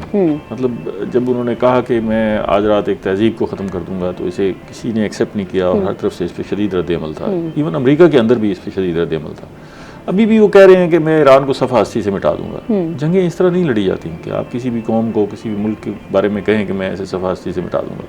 जंगें तो फौजें लड़ती हैं, वहाँ पर जो लोग हैं, आम लोग हैं, उनका तो कोई कसूर नहीं होता ना कि आप उन पर बमबारी कर दें। गरीब लोग, बेकसूर लोग, कोई अपने रोज़गार के लिए कोशिश कर रहा है, कोई हॉस्पिटल में है, कोई तालीमी इदारे में है। आप जंगों के भी दुनिया ने असूल बनाए हुए हैं, और अगर आप उनकी वायलेशन करते हैं तो आप जो जंगी कवानीन हैं उनकी खिलाफ वर्जी के मरतकब होते हैं, और उस पर जो है ट्रायल भी होता है, दुनिया भर में ज़ाब्ते हैं। तो अगर आप ये कहें कि मेरे लिए कोई ज़ाब्ते नहीं है और मैं बैनुल-अक़वामी कवानीन को भी नहीं मानता और मैं जो मेरी स्टेटमेंट है बस वही कानून है, तो उससे फिर नुकसान होता है। यही इसका नतीजा ये है कि आप देखें कि इस सारी सूरत हाल में पूरी दुनिया का नुकसान हो रहा है। अच्छा, अब आप ये देखें कि अमेरिका के साथ इस सारी सिनेरियो में सिवाय इसराइल के या भारत के और कौन खड़ा हुआ है? और कौन? इस अटैक की सूरत हाल में ये दो मुल्क हैं जिनके अपने अपने ऑब्जेक्टिव्स हैं, और भारत को तो खैर कंसिडर ही नहीं करना चाहिए, उनकी तो पॉलिसी भी जो है ना वो, लेकिन इसराइल जो है उनके साथ खड़ा हुआ है। तो अब आप इससे अंदाज़ा कर लें कि आपके इतने गैर मकबूल फ़ैसले और गैर मकबूल ऐलानात हैं जिसको दुनिया भी तस्लीम करने के लिए तैयार नहीं। दुनिया भी तस्लीम करने के लिए तैयार। अभी हम जाते हैं ब्रेक पे, ब्रेक से वापस आएंगे तो कॉन्वर्सेशन को यहीं से कंटिन्यू करेंगे, हमारे साथ रहिएगा। वेलकम बैक नाज़रीन। इससे पहले हम ईरान एंड अमेरिका के इशू के ऊपर बात कर रहे थे, हमारे साथ डॉक्टर अमजद मौजूद हैं। अच्छा सर, ये भी बताएं कि एक बनियान और मरसूस अभी वो उसकी सेलिब्रेशन चल रही थी जो हमने की है। दूसरा ये बताएं कि सर एक भारत जैसा हमसाया है हमारा, और दिन ब दिन मीडिया के ऊपर नेगेटिव रिपोर्टिंग भी की जा रही होती है, और पता नहीं उसमें तो कोई जंगें जीती हुई भी बहुत सारी दिखाई जा रही होती हैं। सर उसके ऊपर आपका क्या स्टांस है कि मज़ीद जो भारत के साथ है हमें अपने ताल्लुकात में बेहतरी लानी चाहिए, या क्या स्ट्रैटेजी अब रखनी चाहिए? अच्छा, ये जो बुनियान मरसूस है, एक ऑपरेशन है जो हमने 10 मई को लॉन्च किया भारत के ख़िलाफ़, और ये नाम जो है हमने अख़ज़ किया कुरान मजीद की एक आयत है, इन्नल्लाह युहिब्बुल्लज़ीना युक़ातिलूना फ़ी सबीलिही सफ़म कअन्नहुम बुनियानुन मरसूस। मुराद मफ़हूम इसका ये है कि अल्लाह ताला उन लोगों को महबूब रखता है जो अल्लाह की राह में जिहाद करते हैं और सी सप्लाई हुई दीवार की तरह खड़े रहते हैं। तो बुनियानुन मरसूस का मफ़हूम जो है वो सी सप्लाई हुई दीवार है कि हम जो है भारत के सामने एक सी सप्लाई हुई दीवार बन गए, और ये सिर्फ अल्फाज की हद तक नहीं था बल्कि हमने अपने अमल से साबित किया। 7 मई को भारत ने पाकिस्तान के ख़िलाफ़ एक 2025 में एक ऑपरेशन लॉन्च कर दिया, और उस ऑपरेशन को अंट-शंट सा नाम था, संदूर। तो वो जो है उन्होंने लॉन्च किया और पाकिस्तान के जो बेगुनाह शहरी थे उन पर अटैक किया, और फिर इसके बाद उन्होंने हमारे शरकोट एयरबेस पे भी एक छोटा सा अटैक किया, हमारे एक डैम पर भी अटैक किया, पिंडी में भी जो है एयरबेस पे उन्होंने मिसाइल फायर किया। तो हमें उन्होंने घसीटा इस जंग में, और जब वो उनके अंदाज़ और उनकी गुफ्तगू बहुत एग्रेसिव हो गई तो पाकिस्तान ने मजबूरन ये ऑपरेशन जो है वो 10 तारीख की सुबह को लॉन्च किया, और पाकिस्तान ने जवाब दिया। भारत को बड़ा भरपूर जवाब था जिसमें भारत की बड़ी तबाही हुई और भारत की पूरी दुनिया में बड़ी सबकी हुई। वो तैयारे राफेल से लेकर आए थे फ्रांस से, राफेल तैयारे, और उस पर उनका बड़ा घमंड था, गुरूर था कि ये हम जो है पाकिस्तान के पास F-16 हैं तो उनके मुकाबले पे हम राफेल लेकर आए हैं और पाकिस्तान को तबाह कर देंगे। उनके मीडिया को भी हमने देखा कि उन्होंने एक पूरी कैंपेन चलाई पाकिस्तान के ख़िलाफ़ और एक नफ़रत फैलाने की कोशिश की। तो पाकिस्तान ने जब ये ऑपरेशन लॉन्च किया तो पाकिस्तान ने आनन फानन भारत के 5 तैयारे मार गिराए। उनका S-400 एक दिफाई निज़ाम था। ये दिफाई निज़ाम होता है कि अगर आप पर अटैक हो तो आपका दिफाई निज़ाम मुतहरिक होता है और वो उस अटैक को रोकता है। तो हमने वो जो जिसने दिफा करना था, जिसने रोकना था, उस S-400 को भी हमने तबाह कर दिया और उनके बहुत सारे बेसिस पे हमने बराह रास्त अटैक किए और चंद घंटों में हमने जंग का नक्शा ही बदल के रख दिया। और वो ऐसा नक्शा बदला है कि आज तक आप देखें कि उसके असरात पूरी दुनिया में महसूस हो रहे हैं। पाकिस्तान की पोजीशन पूरी दुनिया में बदल गई। पाकिस्तान की जो फ़ौजी ताकत है उसे पूरी दुनिया में तस्लीम किया गया। पाकिस्तान की जो एयरफोर्स है उसे जो है वो उसकी अहमियत और हैसियत को दुनिया में तस्लीम किया गया। और फ़्रांस जैसा मुल्क जो है वो शशदर रह गया कि राफेल जो जिन्हें वो कहते थे कि ये नाकाबिल शिकस्त तैयारे हैं, उनको मार गिराया और हमने उन तैयारों से मार गिराया जिनको कोई अहमियत नहीं देते थे वो। तो फिर साथ साथ हमने जिस अंदाज से अपने रडार सिस्टम्स को इस्तेमाल किया और सर्विलेंस के जो निज़ाम को इंटीग्रेट किया, वो भी कमाल है और वो दुनिया के लिए बहुत एक बड़ी मिसाल है। तो इस मंज़र से पाकिस्तान जो है वो ये वही उसी ऑपरेशन की कंटिन्यूटी है कि आज हम दुनिया के जो बड़े इश्यूज़ हैं उनमें मीडिएटर हैं। दुनिया हमें हमारी बात सुनती है। हम सऊदी अरब के लिए दिफाई मुआहदा कर रहे हैं। हम दुनिया के बड़े बड़े फ़ैसलों में शरीक हैं। तो पाकिस्तान की जो पोजीशन थी वो ये ऑपरेशन करने पर हमें मजबूर किया था। भारत ने एक जंग मुसल्लत करने की कोशिश की थी। तो ये जो हमने कामयाबी हासिल की, इसने हमारी पोजीशन पूरी दुनिया में बदल के रख दी और इसके साथ साथ भारत की पोजीशन भी बदल के रख दी। भारत के साथ क्या हुआ? भारत जो ये दावा कर रहा था कि वो पाकिस्तान को आइसोलेट कर देगा, दुनिया में उसे तन्हाई का शिकार कर देगा, पाकिस्तान की बात सुनने वाला कोई नहीं होगा, पाकिस्तान को वो तन्हाई के अंधेरों में धकेल देगा, ये वर्डिंग होती थी। पाकिस्तान को तबाह कर देंगे, पाकिस्तान के लिए जीना हराम कर देंगे, ये नरेंद्र मोदी जो भारतीय वज़ीर आज़म है ये वर्डिंग इस्तेमाल करते थे। तो वो जो सारी गुफ्तगू वो किया करते थे वो सारी आज जो है ख़ुद फेस कर रहे हैं और हमें आलमी तन्हाई की धमकियां देने वाला भारत आज खुद आलमी तन्हाई का शिकार है। आप ये देखें कि उनका मीडिया, उनके इंटेलेक्चुअल्स चीख रहे हैं कि दुनिया में बड़ी ताकतें जो है बैठकर कुछ फ़ैसले कर रही हैं और हमें कहीं पूछा नहीं जा रहा। इवन ये है कि हमें शरीक होने के लिए भी नहीं कहा गया, हमसे राय भी नहीं ली गई। तो आप देखें कि इस खित्ते में ये लड़ाई हो रही है। भारत एक बड़ा मुल्क है, क्लेम करता है कि जी मैं बहुत बड़ा मुल्क हूँ, लेकिन भारत से कोई बात करने के लिए तैयार नहीं है। तो इस बनियान मरसूस ऑपरेशन ने एक जंग का पूरा मंजरनामा बदल के रख दिया। दुनिया में पाकिस्तान की हैसियत को बदल के रख दिया, दुनिया में भारत की हैसियत को बदल के रख दिया। और यही नतीजा है कि वो आज तक कहते हैं कि वो हमारा ऑपरेशन सिंदूर अभी तक जारी है। जी ऑपरेशन सिंदूर क्या जारी है? ऑपरेशन सिंदूर तो उसका वजूद ही ख़त्म हो गया और कहीं नज़र नहीं आया कि क्या सूरत हाल है। इस सारे मंजरनामे में आप ब्रेक लेना चाह रहे हैं? इस सारे मंजरनामे में जो कश्मीर की सूरत हाल है वो एक दफ़ा फिर हमें उभर कर सामने आती दिखाई दे रही है और ऐसा लग रहा है कि मुस्तकबिल करीब में जो कश्मीर का मसला है वो दुनिया की जो बड़े ममालिक हैं उनकी मेज़ पर होगा और इस पर जो है वो मैं ये समझता हूँ कि पेशरफ्त होगी यकीनन, क्योंकि अब जो है वो सूरत हाल वैसी नहीं रहनी है। आप देखें कि प्रेसिडेंट ट्रंप जब भी ईरान की बात कर रहे होते हैं तो वो पाकिस्तान का जिक्र ज़रूर कर देते हैं, पाकिस्तान और भारत का जिक्र ज़रूर कर देते हैं। इसका मतलब ये है कि यहाँ जो सेंसिटिविटी है और ख़ास तौर पे 2 एटॉमिक पावर्स के दरमियान एक तलखी की सूरत हाल है, वो किसी भी वक्त जो है किसी बड़े तूफ़ान का पेशकदमा हो सकती है। तो उसको ज़रूरी है कि इन दोनों ममालिक के दरमियान इश्यूज़ को रिजॉल्व होना चाहिए।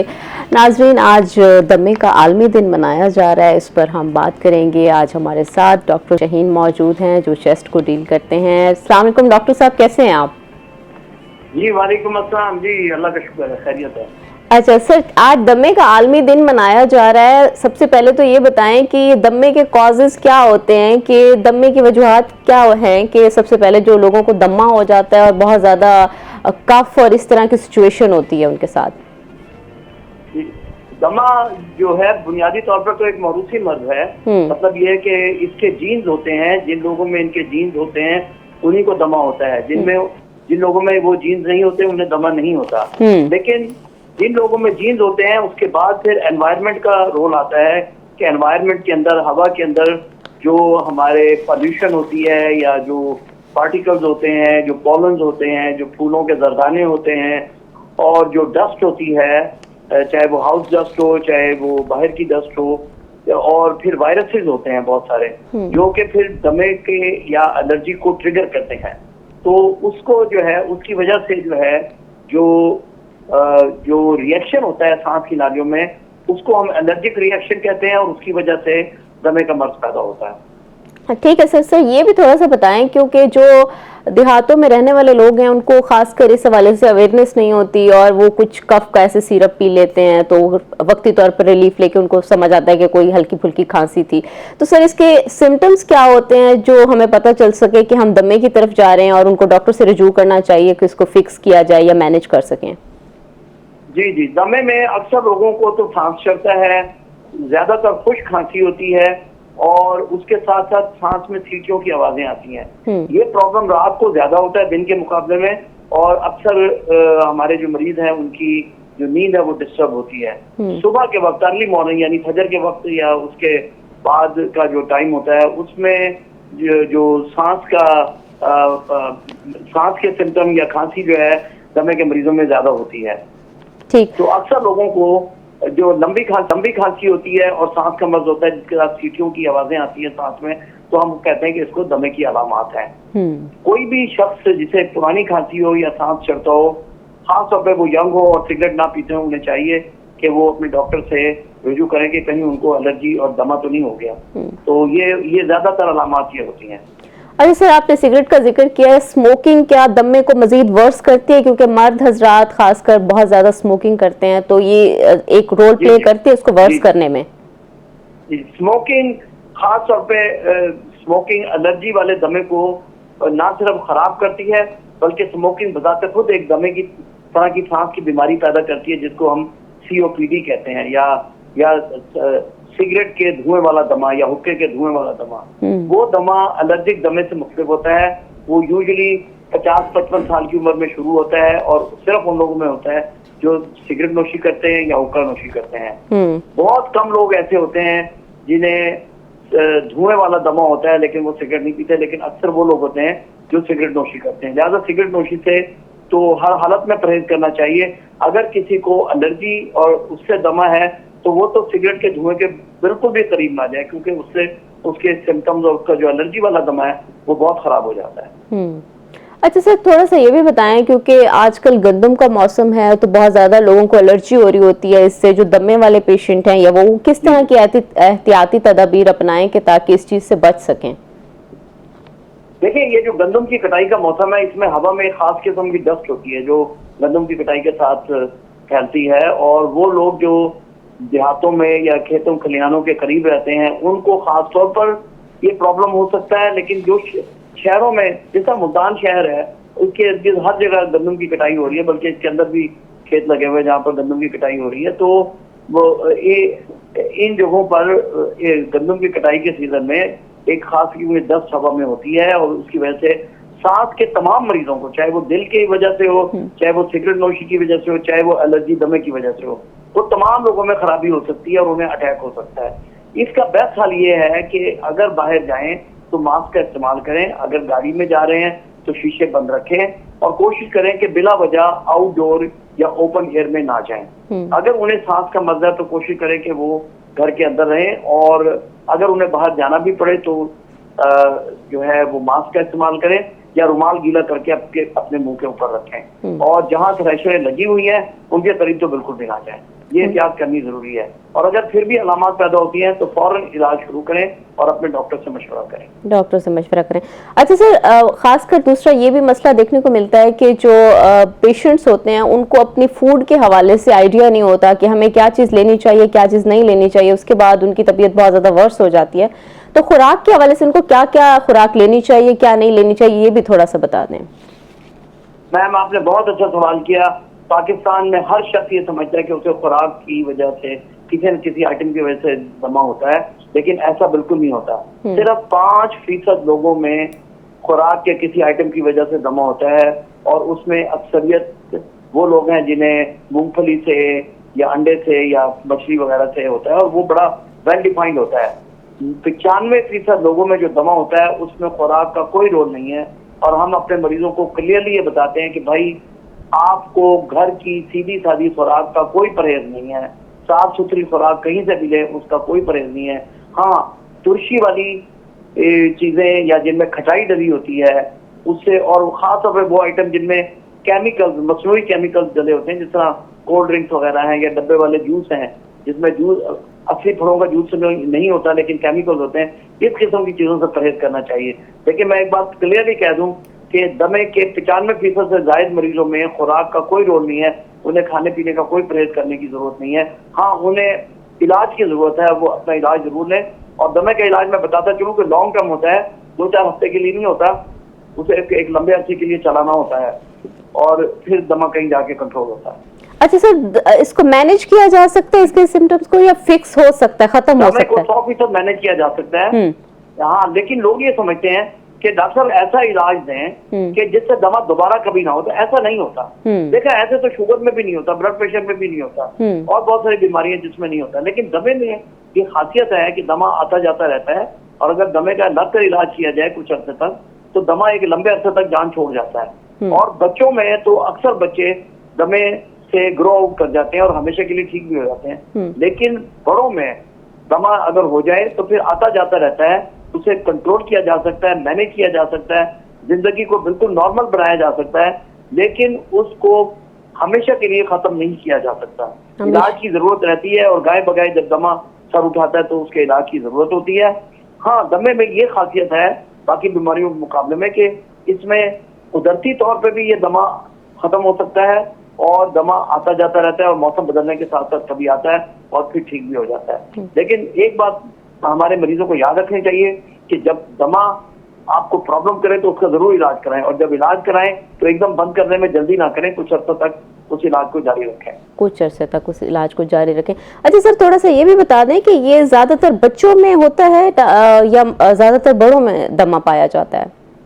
पाकिस्तान में जो सर्वे किया गया था, ये तकरीबन 1990 में सर्वे किया गया था, और इंटरनेशनल सर्वे का हिस्सा था, जिसमें ये बताया गया है कि पाकिस्तान के तमाम बड़े शहरों में सर्वे हुआ था, जिसमें बच्चों के अंदर तकरीबन 18% बच्चों में दमा होता है, जबकि बालगों में सिर्फ 7% लोगों में दमा होता है।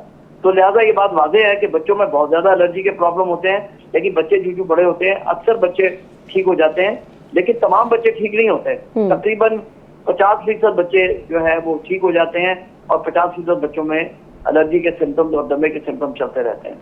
तो ये जो कहना है कि हर बच्चा 10-12 साल की उम्र तक ठीक हो जाएगा, ये भी ठीक नहीं है।